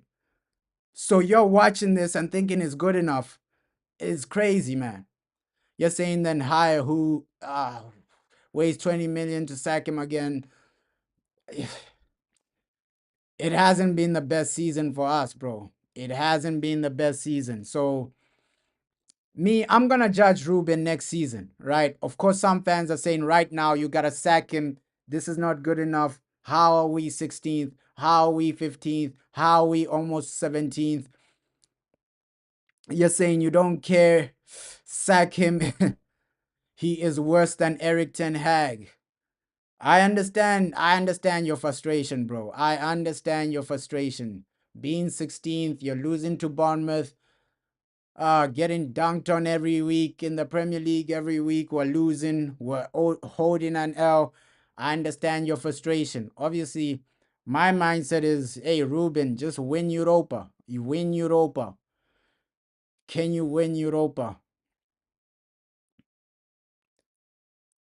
You're saying with Ineos, we are worse. We've gotten worse. Yeah, bro, this is not the situation we wanted to see as United, bro, because halftime, you're losing to Bournemouth. The previous game you lost to Wolves, a team that's what 15, 14, something like that. So it hasn't been the best situation for United fans. It hasn't been the best situation for United fans. Ah, so that's why Ruben, it's a must that he wins Europa, bro. It's a must that he wins Europa, bro.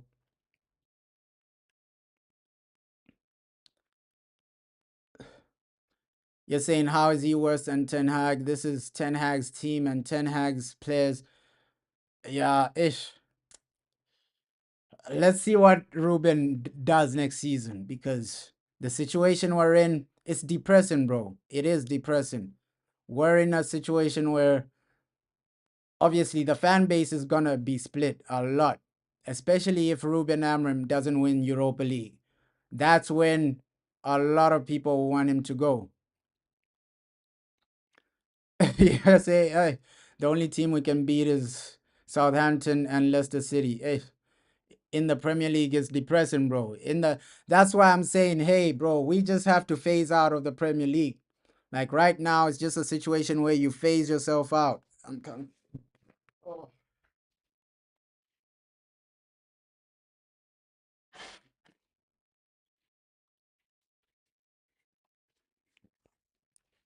Phase yourself out of the Premier League because um connecting with Premier League results, Premier League performances, it's just gonna frustrate you, bro. It's just gonna frustrate you. Like this season, the only thing that's giving me a hope is Europa. Ah, yeah, he got a transfer window. Yeah. We we need something, man. We need something. At least in the next 3 years, we need to win a major trophy. Right now, we're rock bottom, and I understand your frustration. I understand your frustration. We're rock bottom, losing week after week in the Premier League. The only thing we have to look forward to is Europa. I understand your frustration.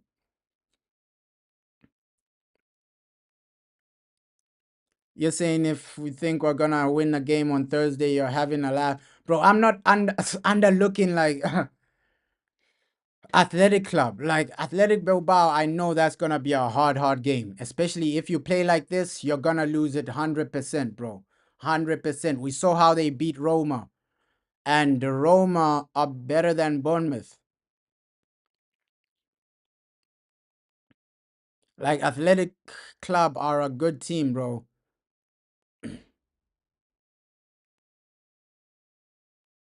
You're saying who's even deluded to sign Dogu? He needs to get arrested. Oh, ah. Let's not put it all on like Ruben, bro. Let's not put it all on this guy. Of course, management wise, he doesn't help himself. Management wise, he doesn't really help himself with like substitutions. He's always picking Rasmus Hoyland. He's always doing this. That's why I'm saying, ish. If he wins Europa, I think most fans will give him time. If he gets knocked out, it's gonna be a long season for us. Like next season will be a long season. Nah, I don't think Lenny Euro is terrible, bro. Yeah, Hoyland and Onana have been worse. With, I don't think, Lenny Euro is a terrible player. I'm just saying, hey, we just need to give him time, bro. Let's see what the man does. Like Europa, that's where I'm gonna judge Ruben Amorim, right? Europa, don't mess it up. Let's see what you do. The teams that are left in Europa League are winnable. If you mess that up, then I can't come here saying, okay, it's not his fault. It's not this. It's not that. So if he messes up Europa, I can't defend him. I can't defend Ruben Amorim, but I am backing him right now. I am backing him. Okay, let's see. They back him with some players. I understand his frustration. He's saying, okay, We're Man United. How are we 15th? How are we 16th? So I understand a lot of fans are getting frustrated. A lot of people are losing faith in Ruben. Like, that's gonna happen, bro. That is gonna happen.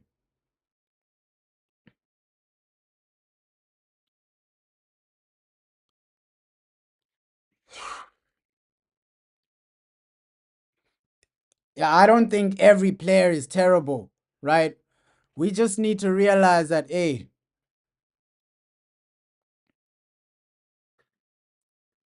you're saying stop sugarcoating, see the club for what it is. We know, yo, the club isn't at the best level, bro. It isn't at the best level, right? For Ruben, it's hard to judge him. It's hard to judge him. Of course, I can make excuses and say, hey, he doesn't have his players. He doesn't have this. He doesn't have that. But there are some games where you look back and say, okay, Ruben Amram, you should have won these even with the players you have, right? Obviously, some people will come up with an argument of, okay, yeah, look at David Moyes. He doesn't have his own players and he surpassed us in the Premier League, right? David Moyes, remember when David Moyes joined Everton, they were below us, and now he surpassed us in the Premier League. So Ruben Amram, he is underperforming. He is underperforming with what he has. He can do better, but uh let's all put this down to the Glazers, man. Like, low key, this decline of Manchester United, it started a long time ago. That's what I always say. This decline of Manchester United, it started a long, long time ago. Right now, we're about to see Liverpool lift the Premier League while we're out here in like 15th, 16th. So our decline started a long time ago, man. It started a long time ago.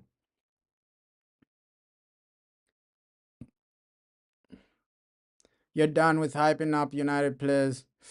They are all horrible. I thought Garnacho was world class. I, bro, I get your frustration though. We get your frustration. Right, this is the worst point we've ever been as a club, Man United, right? We're 15th, negative goal difference. I think the goal difference is negative. If I'm not wrong, -9 goal difference. Right? So we're 15th, -9 goal difference, and we are literally struggling. This is the worst we've ever been. This is the worst we've ever been. We're about to finish the season bottom half of the table, negative goal difference. This is worse than last season from Eric Ten Hag. This is worse than last season. I understand what you're saying, bro. I understand what you're saying, but we just gotta blame one person, bro. Those are the Glazers, bro. Those are the Glazers. We gotta blame them.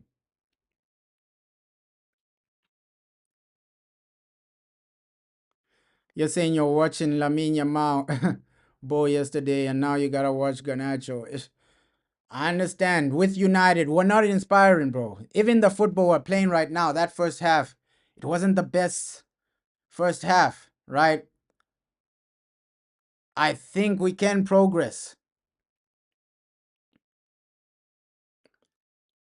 A lot of players might struggle, but let's hope the second half is at least entertaining. I get your frustration. Okay, Man United, you're losing every week in the Premier League. You're giving us nothing to really look forward to except Europa. Second half, man. Let's just hope we get a go and some entertainment. Let's just hope we get a go and some entertainment, man. Come on, we need this. Back underway, second half. Eh,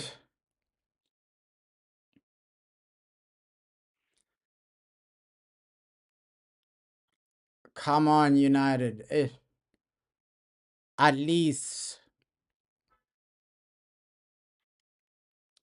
yeah. They have been some games where Lamine Yamal has been saving Barca, but to say there would be nothing, I think that's crazy, bro. Because they do have guys like Pedri. They have a better team, Barcelona. Let's be realistic.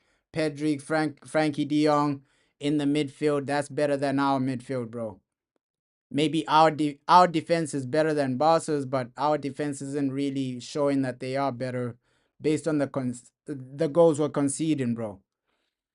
Oh, and that's just what you'll get after a horrible season, right? Divided, the fans will be divided. A lot of people will be upset. I understand the frustration. I understand the frustration. Like, look at this. Semedo almost scoring his second goal. Even the way we started, like the second half, not convincing at all. Not convincing at all. You're saying, yeah, Pedri was man of the match yesterday. You're saying, look at how clueless our defense is. Yeah, we make Semedo look good. Yeah, the defense isn't really back in the claims that they are good, right? Obviously, based on like the goals we've conceded, there's nothing really positive to look forward to. But United, get a goal right now, right? This game is going on. Get a goal right now. Give the fans something to celebrate because it's been a horrendous season. That's why my viewpoint is okay. Let's just go out there, Europa League, win that, give the fans to something to celebrate because I understand a lot of fans are getting frustrated. They're getting tired. They are getting tired. Obviously, this frustration has accumulated from over 10 years of the Glazers' bullshit, right? 10 years of over 10 years of not competing, over 10 years of not really winning the Premier League. Fans are gonna get frustrated, right? Fans are tired of, oh, let's give this guy time. This I understand that, bro. I understand your viewpoint.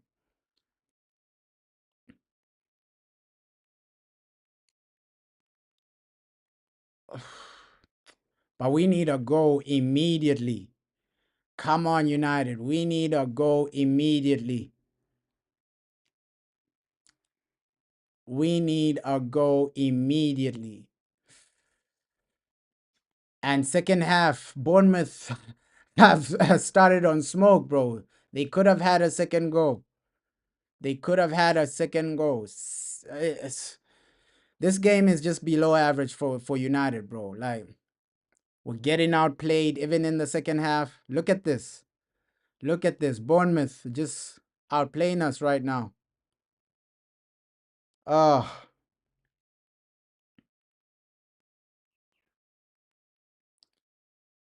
Bournemouth outplaying us right now. And I understand the disappointment from a lot of people, man. Like, this is not the Man United we know. And I think everybody can agree on that. Whether your manager in, manager out, this is not the Man United we know, right? Where you're making Bournemouth look like they're Barcelona. Oh, look, Bournemouth are relaxing right now. Relaxing right now. They could have had a third goal. They could have had 3 goals in this half. So this is not what we want to see, at least in Europa League, man. Week in, week out. And Sir Jim Ratcliffe, he's the guy watching all of this.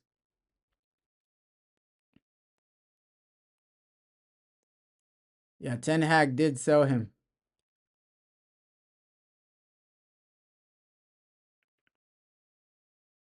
Hey, come on. We're getting so outplayed right now. Look at this. Bournemouth, bro. Look at this. The way we're playing right now, bro. They might score again. They might score again. Like, we're failing to even get the ball into their box. This second half has started horrendously. This second half has started badly, bro. Look at this. Bournemouth, bro. Ish. And with the manager, you need to start making subs at least soon. We need some substitutions soon. We need some substitutions soon.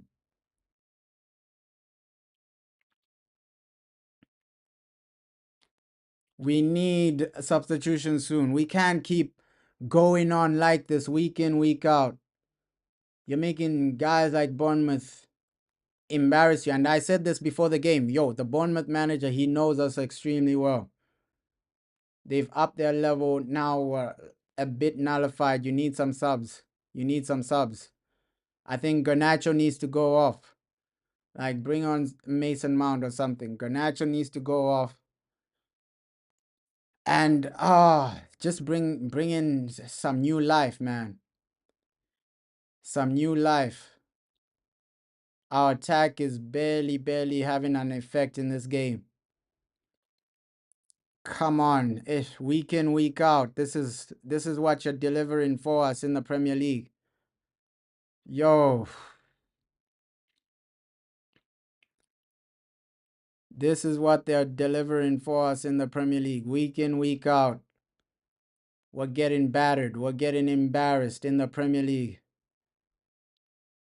Oh, United, please. If they score like a second goal, it's game over, man. It is game over. At least right now, you still have hope that, okay, yeah, equalizer.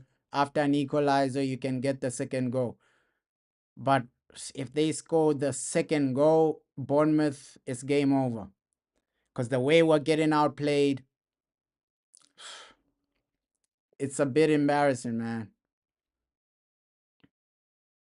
It is a bit embarrassing. We need to up our levels right now. We need to up our levels. You're the team that are down. Oh,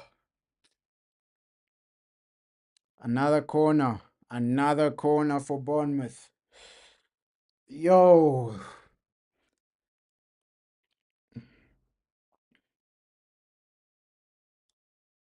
Oh my God.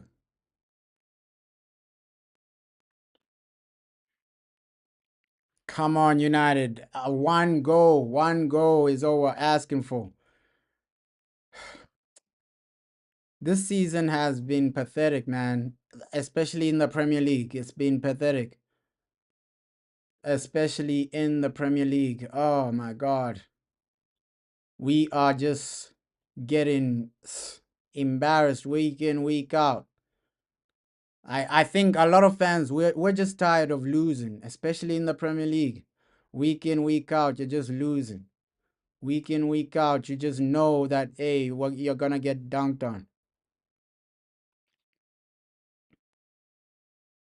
Hey, if this happens in like Europa, I'm just giving up on the season.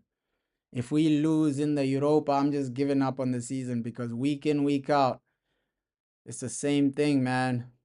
It's the same thing. Failing to score, failing to get something, failing to entertain the fans, always conceding goals. Like it's the same thing in the Premier League. At this point, you're not even surprised that, oh, Man United are 1-0 down. At this point, you're not even shocked that, oh, Man United still haven't scored. It's almost the 60th minute.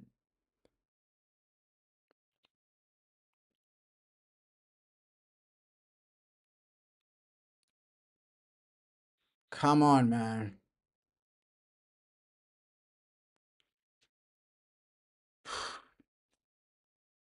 That's why I think low key,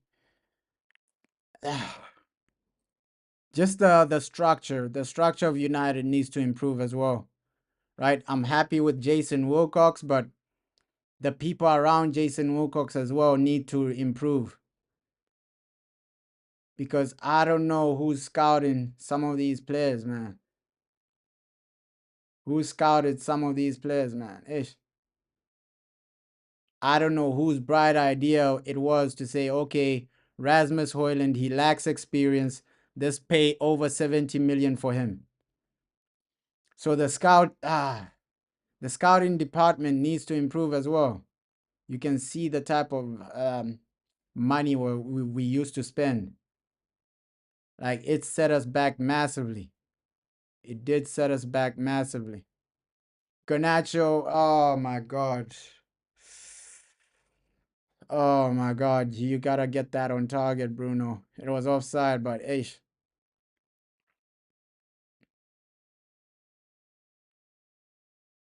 Frustrating, man. Frustrating. United.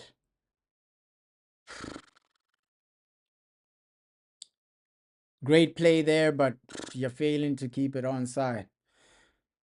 Watch your run, Garnacho. Watch your run.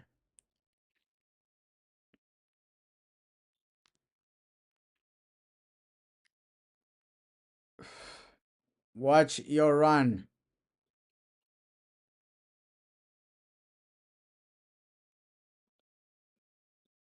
Oh, Loki, I'm not even surprised. Like, yo, we're struggling like this. I'm not even surprised because Bournemouth, these guys, bro, this is better than in December. December, it was a mess. The way Bournemouth beat us in December with Ruben Amorim, it was a mess, man. So at least this is a better game, right? This is a better game. It looks like Bournemouth have taken it easy on us now. December, that's when they took our heads off. Right now you can see, okay, they're just playing their game. They're not really too serious in some situations. But this is below average from United. Below average.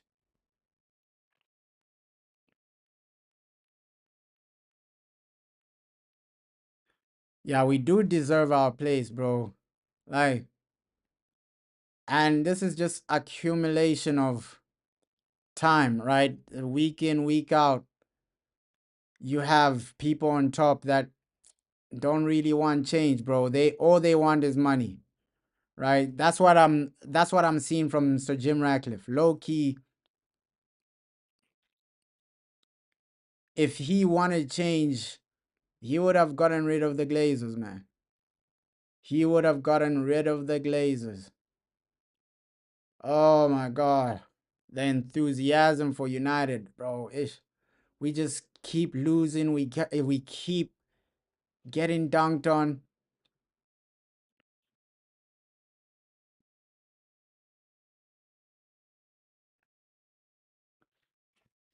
Yeah, they are a lot of players we gotta move on from, right?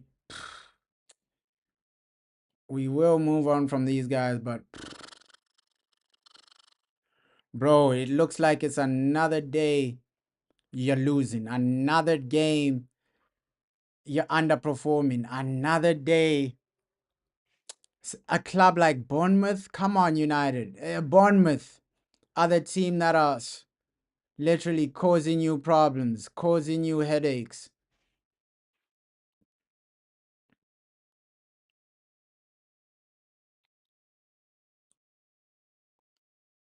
Oh, come on.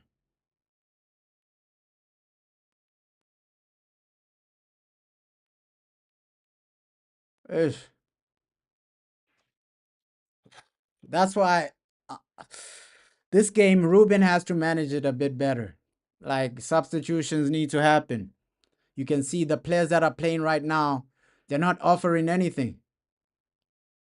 Bro, that was almost 2-0. That was almost 2-0. Oh my God. What was that, bro? That was almost 2-0. Oh my God. Yo. And you can see players now they're they're confident, man. They know, yo, Man United, they got Onana. I can shoot and score from anywhere. Yo, that was what was that, bro? Oh, we've just declined so much. We've just declined so much as a team.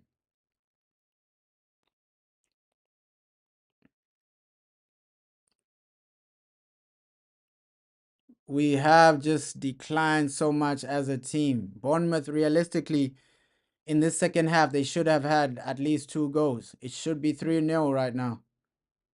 It could have been 3-0. Like, this is how we're getting outplayed. Cheeto Obi, please bring on like somebody like Cheeto Obi. You need substitutions, Ruben, please. And this is what he loves doing. He leaves it until the 70th minute. Ruben Amram still no subs, bro. Still no substitutions. Still no substitutions. 70th minute. That's when he's gonna make a change. Oh, looks like finally he's making changes. Ogarte, Mason Mount, Lindelof. I don't know why you're bringing on Lindelof, man.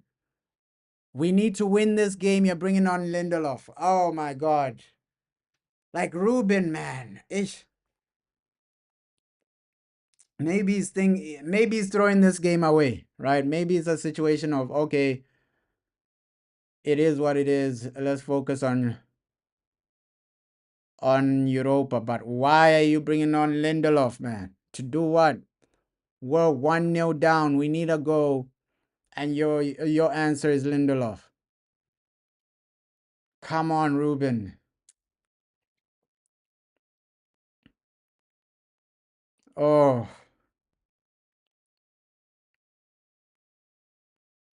yeah, that's what I'm saying. Like sometimes his decisions during games, his substitutions during games, it's like you ask the question, are you trying to win the game or sabotage us? Because if you bring on Lindelof, most likely we're gonna concede another goal, right? So you're low key sabotaging us. Ruben Amram is low key sabotaging us, man. You're saying you're done back in it. You're saying the players are the biggest problem. Oh, but sometimes Ruben, he digs his own grave sometimes because these same players that you're playing are the ones that are losing us game after game. Again, you start Rasmus Højlund. Again, you're bringing on Lindelof, and then we concede a second goal. So Ruben Amram isn't helping himself, man. We're 1-0 down. Your solution is Lindelof, a guy that's gonna put us into more problems.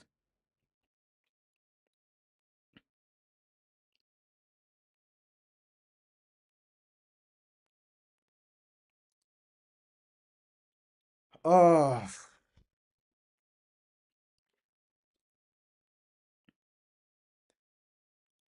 ish. With Ten Hag as well, he left us in a lot of problems as well. Ish.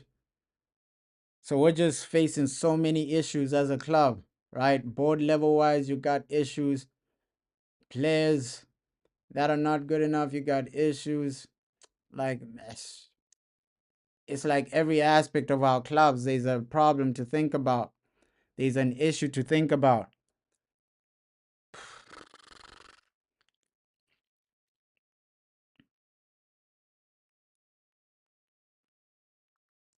Oof.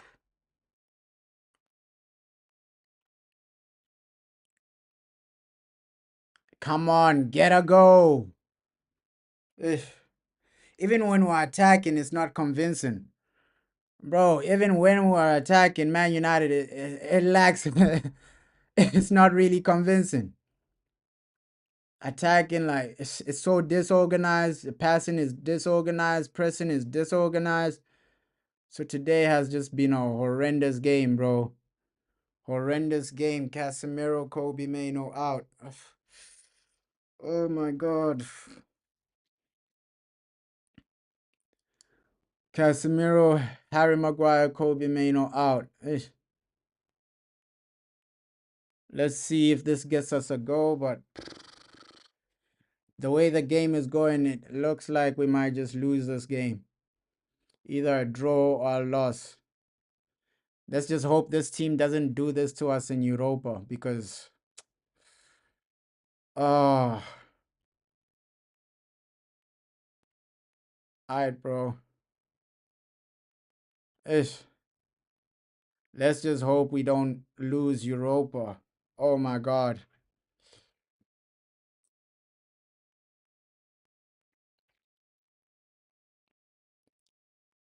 Ah, we need a goal, man. We need a goal. We need a goal.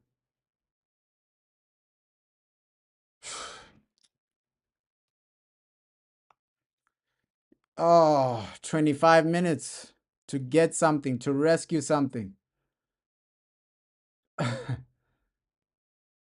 And it's more likely for Bournemouth to get a second goal than us to get that equalizer. The way we're playing, even when we're attacking, bro, like that final third, it ain't there. This is not Man United, man. This is not Man United. And it's not like we played academy players. This is close to a strong team. This is so close to a strong team. It's not like we played academy players and we're losing because it's our second team, right? This is almost our strongest team. And you're struggling like this. Oh my God. Yeah, he made 3 changes, bro. He made 3 changes. He made 3 changes. Mount in, Lindelof in, Ogate in, bro. Those are the 3 changes. Maguire out. We saw Casemiro go out and Kobe Mano out. So let's hope it makes a massive difference. But right now, bro, we are struggling. We are struggling. And it's the same situation every week in the Premier League. That's why we're 16th. Like with Ruben, if he starts the season like this next season, it's gonna be hard for us, man. It's gonna be hard for us. Because we didn't even get a manager bounce in the Premier League. Oh, most fans were just tired of just losing week in, week out. If we lose this, it's 3 losses in a row in the Premier League. Oh my God. And most people are just tired of that, bro. They are just tired of that.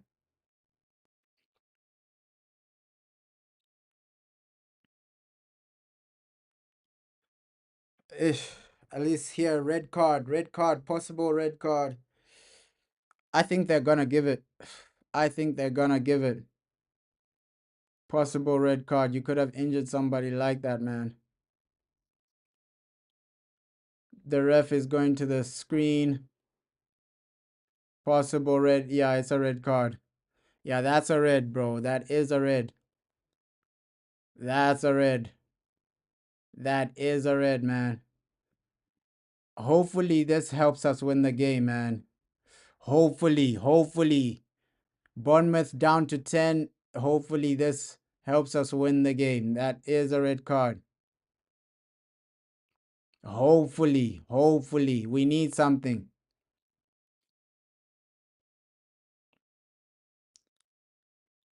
Oh, yeah, this ref, bro. Oh my God. It just hasn't been the game for United, bro. Not really the most entertaining game. We're losing. Lack of conviction from Man United. If we play like this in Europa, we will get smoked by Real Betis, man. Like this ref, it's an obvious red card. Why are you taking your time? Yep, red card, man, red card. Red card. Advantage United. Advantage United. But let's hope we can take advantage of this. If you can't win this game now, then I don't know what's going on with United. Like Bournemouth down to 10. If we can't win, then we just need to pack our bags, man. We just need to pack our bags for this season. Cause you have 20 minutes to get 2 goals. That's a lot of time. Against 10 men, that's a lot of time. So you have 20 minutes to get 2 goals. Come on, United. We can do this now. We can do this. It hasn't been the best game. It hasn't been the best performance. We just need something.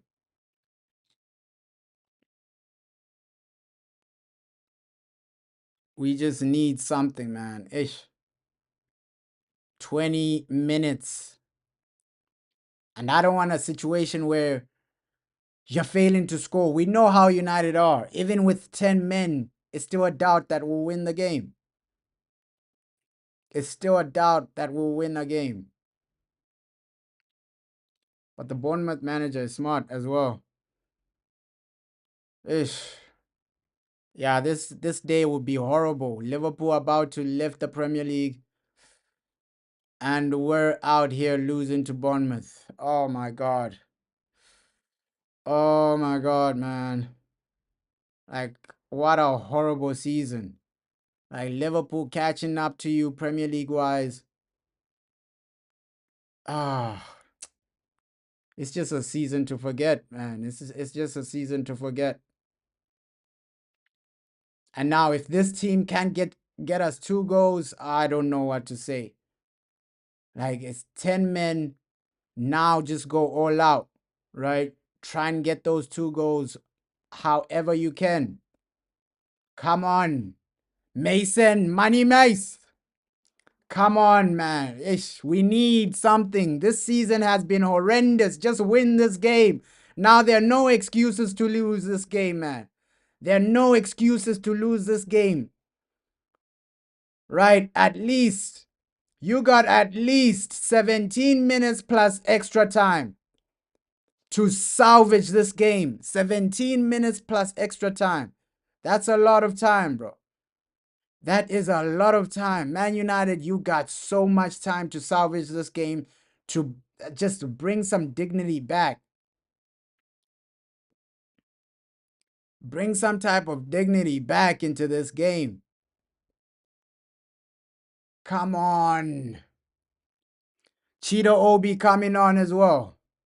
It hasn't been another horrible performance from Rasmus, man. Another horrible performance from Rasmus. I think if he performs like this in the semi-final and we lose, you gotta sell him immediately. If Rasmus Højlund performs like this in the Europa League semi-final, you gotta sell him immediately.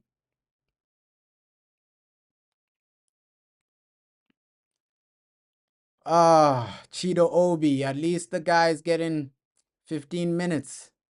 Cheeto Obi coming on for a few 15 minutes. Somebody just get a go. Whether it's Mason Mount, whether it's Bruno, whether it's Cheeto, whoever, just get a go. Like, and you can see the tactic from Bournemouth, man. You can see the tactic from Bournemouth. They know, okay, we push these guys till like the 80th minute. We're getting a point out of this.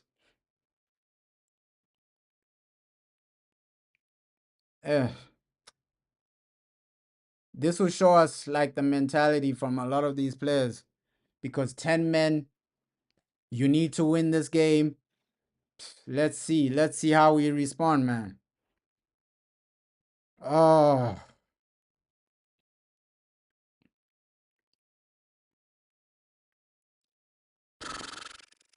And the worst part about this day is just the fact that Liverpool are about to win the league at Anfield. Oh my God.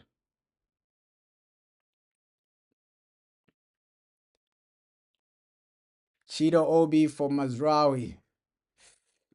Yo, 15 minutes, 14 minutes. Man United, you're in the final minutes, final moments of the game. Final moments of the game. You gotta turn up. You gotta get a goal. Come on, Cheeto. The way you announce yourself is scoring today, right? If you get a goal today, that's how you announce yourself. So the manager is going all out. He's dropped Mazraoui. He's saying, nah, I'm going to play with 2 strikers. I'm going to play with 2 strikers, Cheeto Obi and Rasmus Højlund. So he's going all out right now. Ruben Amram is going all out right now. That's what we need. Garnacho. Ah, Cheeto! Bro. His shot was blocked. Nah, you're not tripping, bro. Two strikers. Two strikers right now. And he could have scored there. He could have scored. His shot was blocked. Two strikers right now.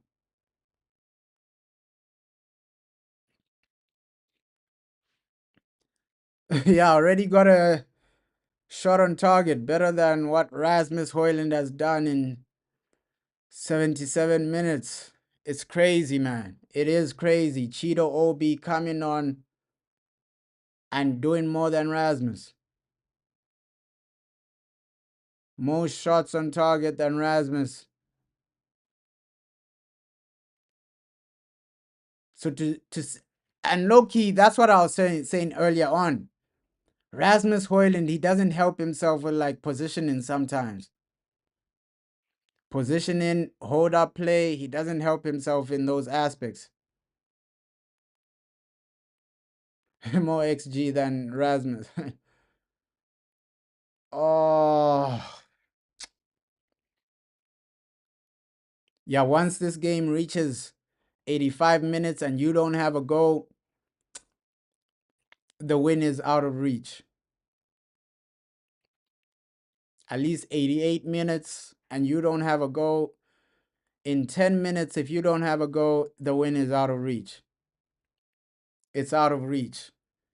And then we're just talking about another situation where Man United have lost, right? Another Premier League game. Come on, Ruben. This is not good enough right now. It's not good enough. Please do not mess up the Europa League. Man United, don't mess up Europa. Because that's the only thing keeping some fans sane. That's the only thing giving some fans hope. That Europa League, oh, this has been a season to forget overall. A season to forget.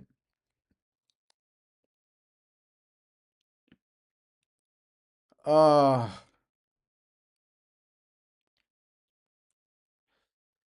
not good enough from United again. And it's not like we're in a situation where we didn't expect this to happen. Some fans expected us to lose today. And I don't even blame them. It's been happening week in, week out in the Premier League. Weekly, we're getting destroyed. We're getting beaten. We're just losing. We're just so used to losing. We've lost more games than we've won this season. That just shows you where we're at. That just shows you where we're at right now.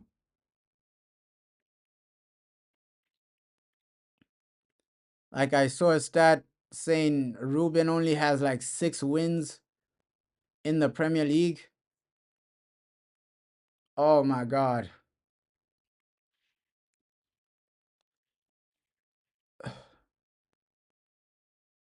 Like something like that at 6 wins or something like that.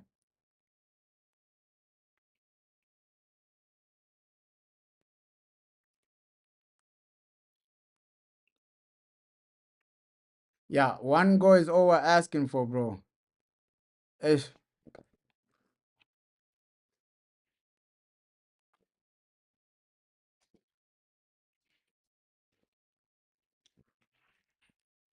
Another letdown from this team, bro. Another letdown from this team. Ish. Another letdown from this team. Oh,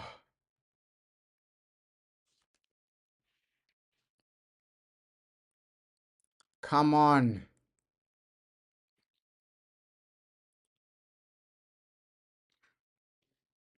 Another letdown. Final moments of the game, you're still begging for a goal. Begging for a goal. And this is like Ruben Amram's record in the Premier League, man.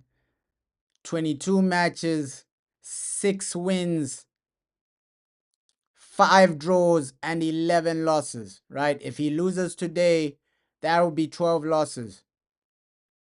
So he has double the losses to wins. Only 6 wins in 22 matches for Ruben Amorim in the Premier League this season. Only 6 wins. Come on, this needs to improve. 12 losses, man. Ish. Yeah, every game we're struggling to score.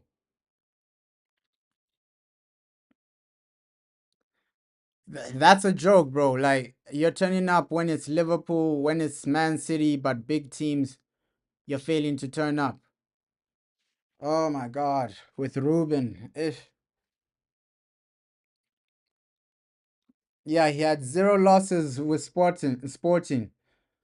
But at Man United, 12 losses. 12 losses, man. 22 games, only 6 wins. His record was worse than like Frank Lampard at Chelsea.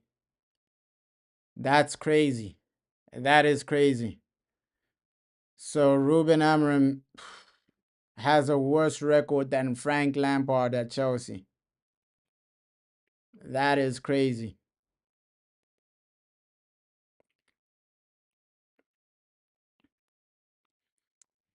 Oh, 9 minutes. United. 9 minutes.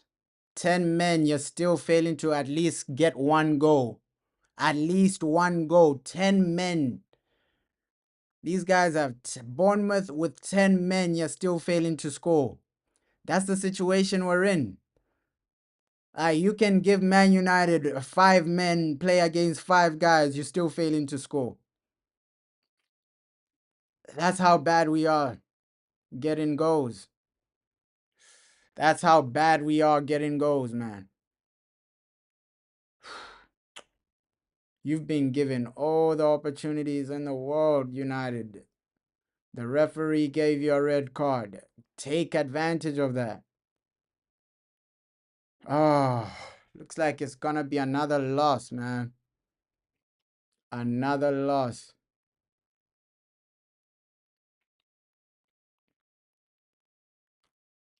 Another loss. Yeah, just no attacking threat with this team. You can't get a goal. You can't, even how we're attacking, right? Final third, the passing is below average. Below average, man. Look at this. We keep the ball in the final third for 1-2 minutes. Sorry, not even 1-2 minutes, for like 20 seconds, and then Bournemouth defended well. Come on, United. Just 1 goal. 1 goal. You're saying Hoyland is trash? For me, if Hoyland has a performance like this in the semi-final, you have to sell him immediately. Immediately. Just do what Chelsea did with Mudryk and put him on the reserves. If Hoyland doesn't perform in that semi-final, you just put him on the reserves, man. Train with the academy before we sell you. Like, this is our worst ever season by far. By far.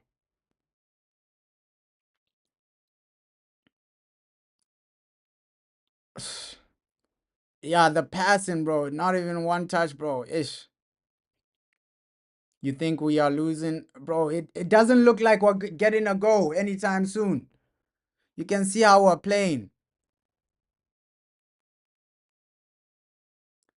It doesn't look like we're getting a goal anytime soon based on how we're playing. 10 men, you're still struggling to score a goal. And this is Bournemouth. It's not like you're playing 10 men prime Barcelona or 10 men prime Brazil. At least if this was prime Brazil, you're playing against 10 men, we can understand. Okay, yeah, it's still prime Brazil. Whether they have 10 men or not, it's going to be hard to score. But this is Bournemouth. 10 men Bournemouth. You're still failing to get a goal.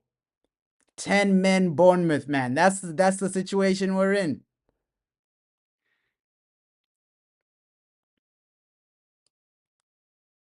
No high quality chances, bro. That's why I was saying earlier, like Cunha, he's a massive, massive, massive upgrade.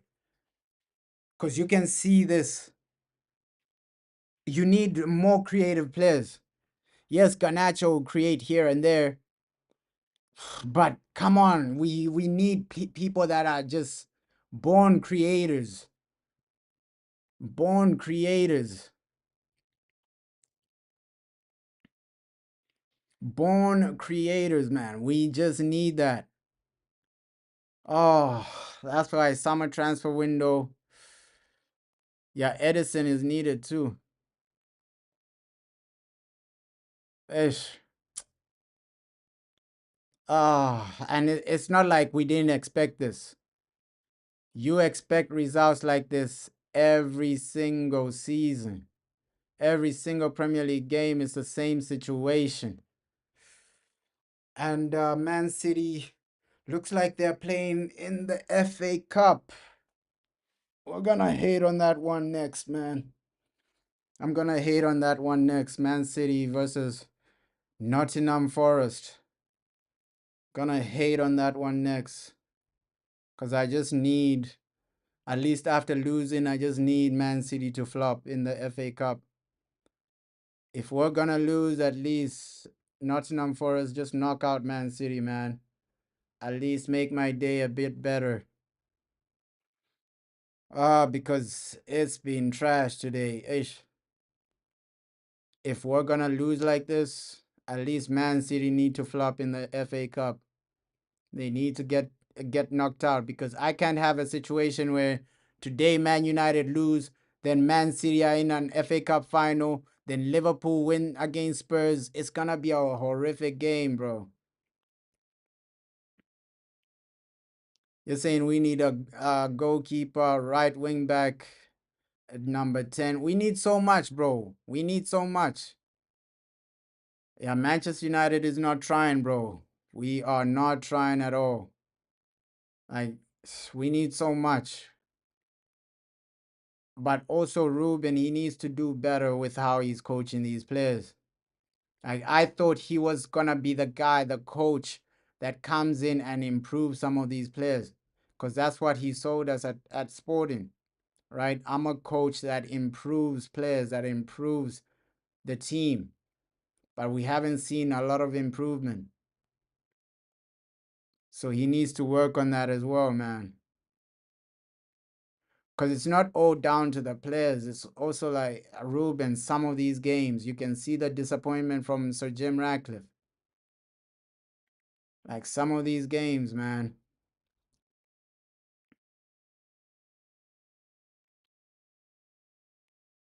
Yeah, you're drawing to Liverpool, but then you're struggling today. Eh, looks like some of the players are really not playing for Ruben, man. You can see that, okay, Premier League, they don't turn up. They only turn up in the Europa because they want that trophy. Looks like some of the players are not really, really turning up for Ruben Amorim. And we're 2 minutes away from losing this game. 2 minutes away from losing this game. Yeah, this team chooses to turn up, and maybe it's because some of them, they're not really playing for Ruben, man. We saw that interim spell, how these guys were playing for Ruud Van Nistelrooy, bro. Like, all of them were smiling, all of them were turning up, but it looks like a lot of the players, they don't rate Ruben Amorim. Looks like they don't rate him. They only turn up in big games or Europa League. Yeah, getting millions. And you can't even be bothered. But it's just a situation of, hey, let's see. Next season, is this still the same situation? Should be scoring opportunities like that. Like still 10 men. Even if it's 9 added minutes right now, you should be in a situation where you should have had at least one goal. 10 men, These guys went down to 10 men when 70th minute or something. So in 20 minutes, you failed to get at least one goal against 10 men, right? At least now it's 9 added minutes. You have 9 minutes to get something. Obi shot. Saved by Kepa, man. Saved by Kepa. Chido Obi. And it's crazy that Chido Obi has had more chances than Rasmus. So you can see that it's not a situation of hey, service. It's just a situation. Rasmus's movement is so bad, man. He doesn't get himself into great positions. Why is Chido Obi in less time having more opportunities? In less time, he's having more opportunities. But Rasmus, his movement is so bad. His movement is so bad as a player, Rasmus.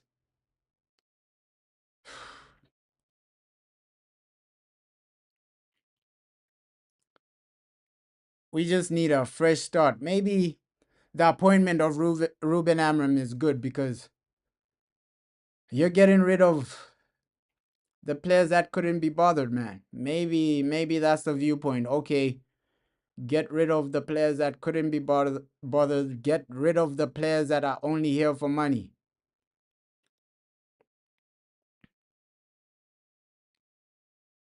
I oh, another disappointing game.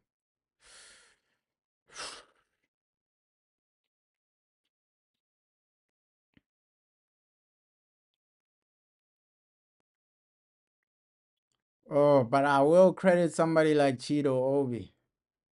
You're getting yourself into some great positions. Like really, really great positions. Bruno side netting. So ish. We still can't score. Right? Oh, that's the biggest problem with United. Lack of goals is destroying us. Lack of goals is ending our season right now. Because week in, week out, it's the same situation, man. Week in, week out, the same thing, the same arguments, the same thing. Oh, you're failing to score. Even against 10 men, the ref has given you 9 added minutes, but you're still failing to score.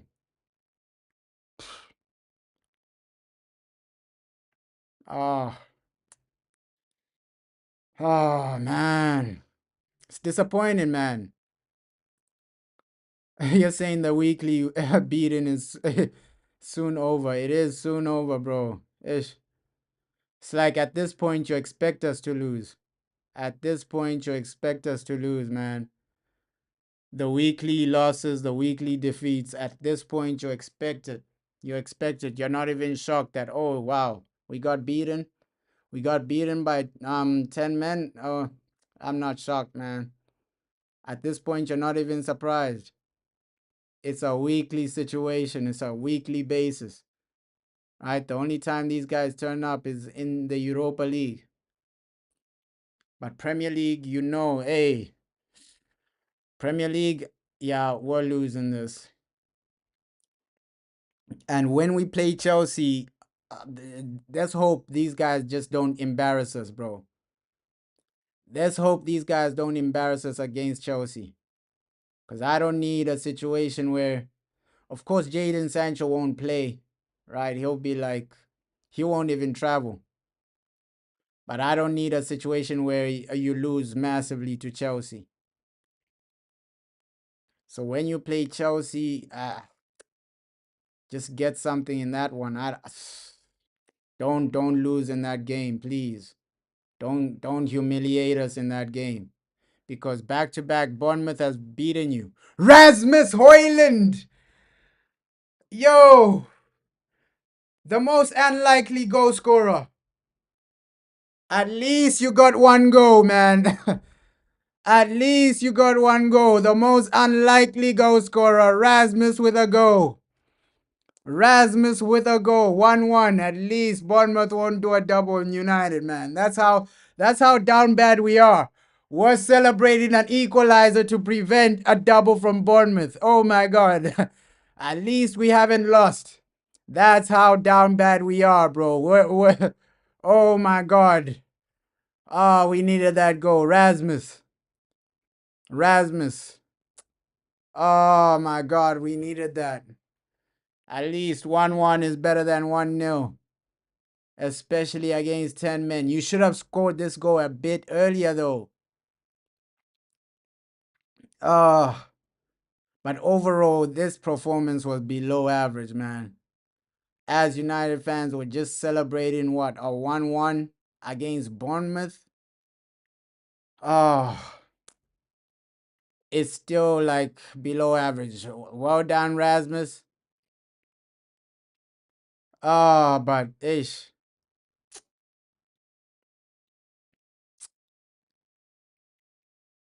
Still need something, man.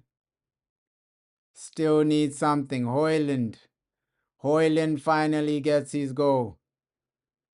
If you can get a winner, it'll be better. But right now, I still can't celebrate too much, man. 1-1 against Bournemouth. These guys always put us through bad results, bro. Bad results, bro. Ah, I still can't celebrate until you get that winner, man. 1-1 is still below average. Go out there, get that winner. There's still time. There's still time. But United, they've just deflated me for everything I have. I've been deflated, bro. Like, fair play to Rasmus for getting his goal, but ish.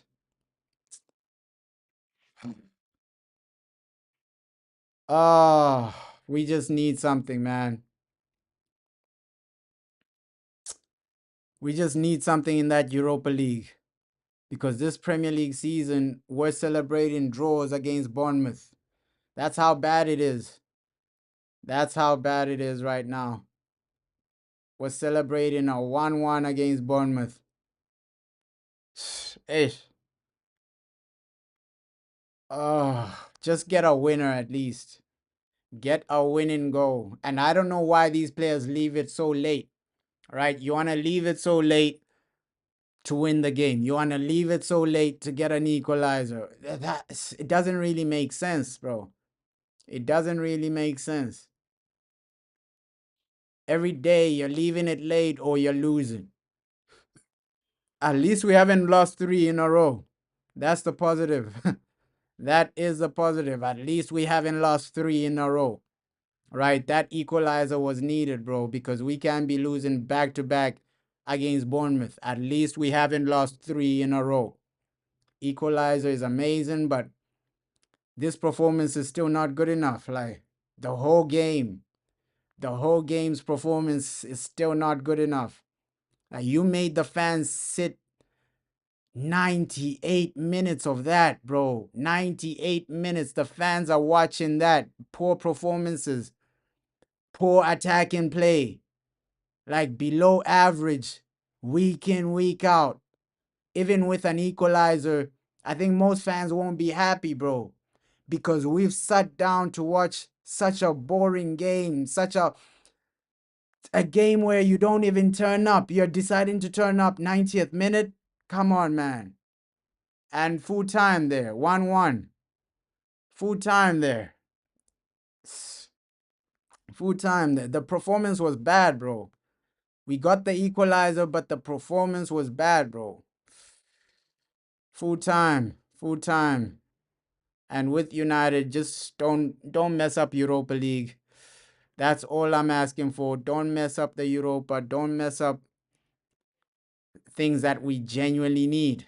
Right? Something like Europa, Bilbao next. If you play like this against Athletic Bilbao, it's gonna be a long, long day. It's gonna be a long, long day. I'm happy that we didn't lose, but I'm disappointed with the performance, man. That performance, that game, they didn't really give us enough, bro. Like they start turning up 90th minute. What is that, bro? I don't think fans will be happy with that. Like you start turning up 90th minute. 90th minute, that's when you wanna get the goal. Why didn't you do that 70th minute when Bournemouth went 10 men down? Why didn't you do that starting the first half? So let's just hope they don't mess up Europa, bro. But hey, shout out everybody that joined the watch along, man.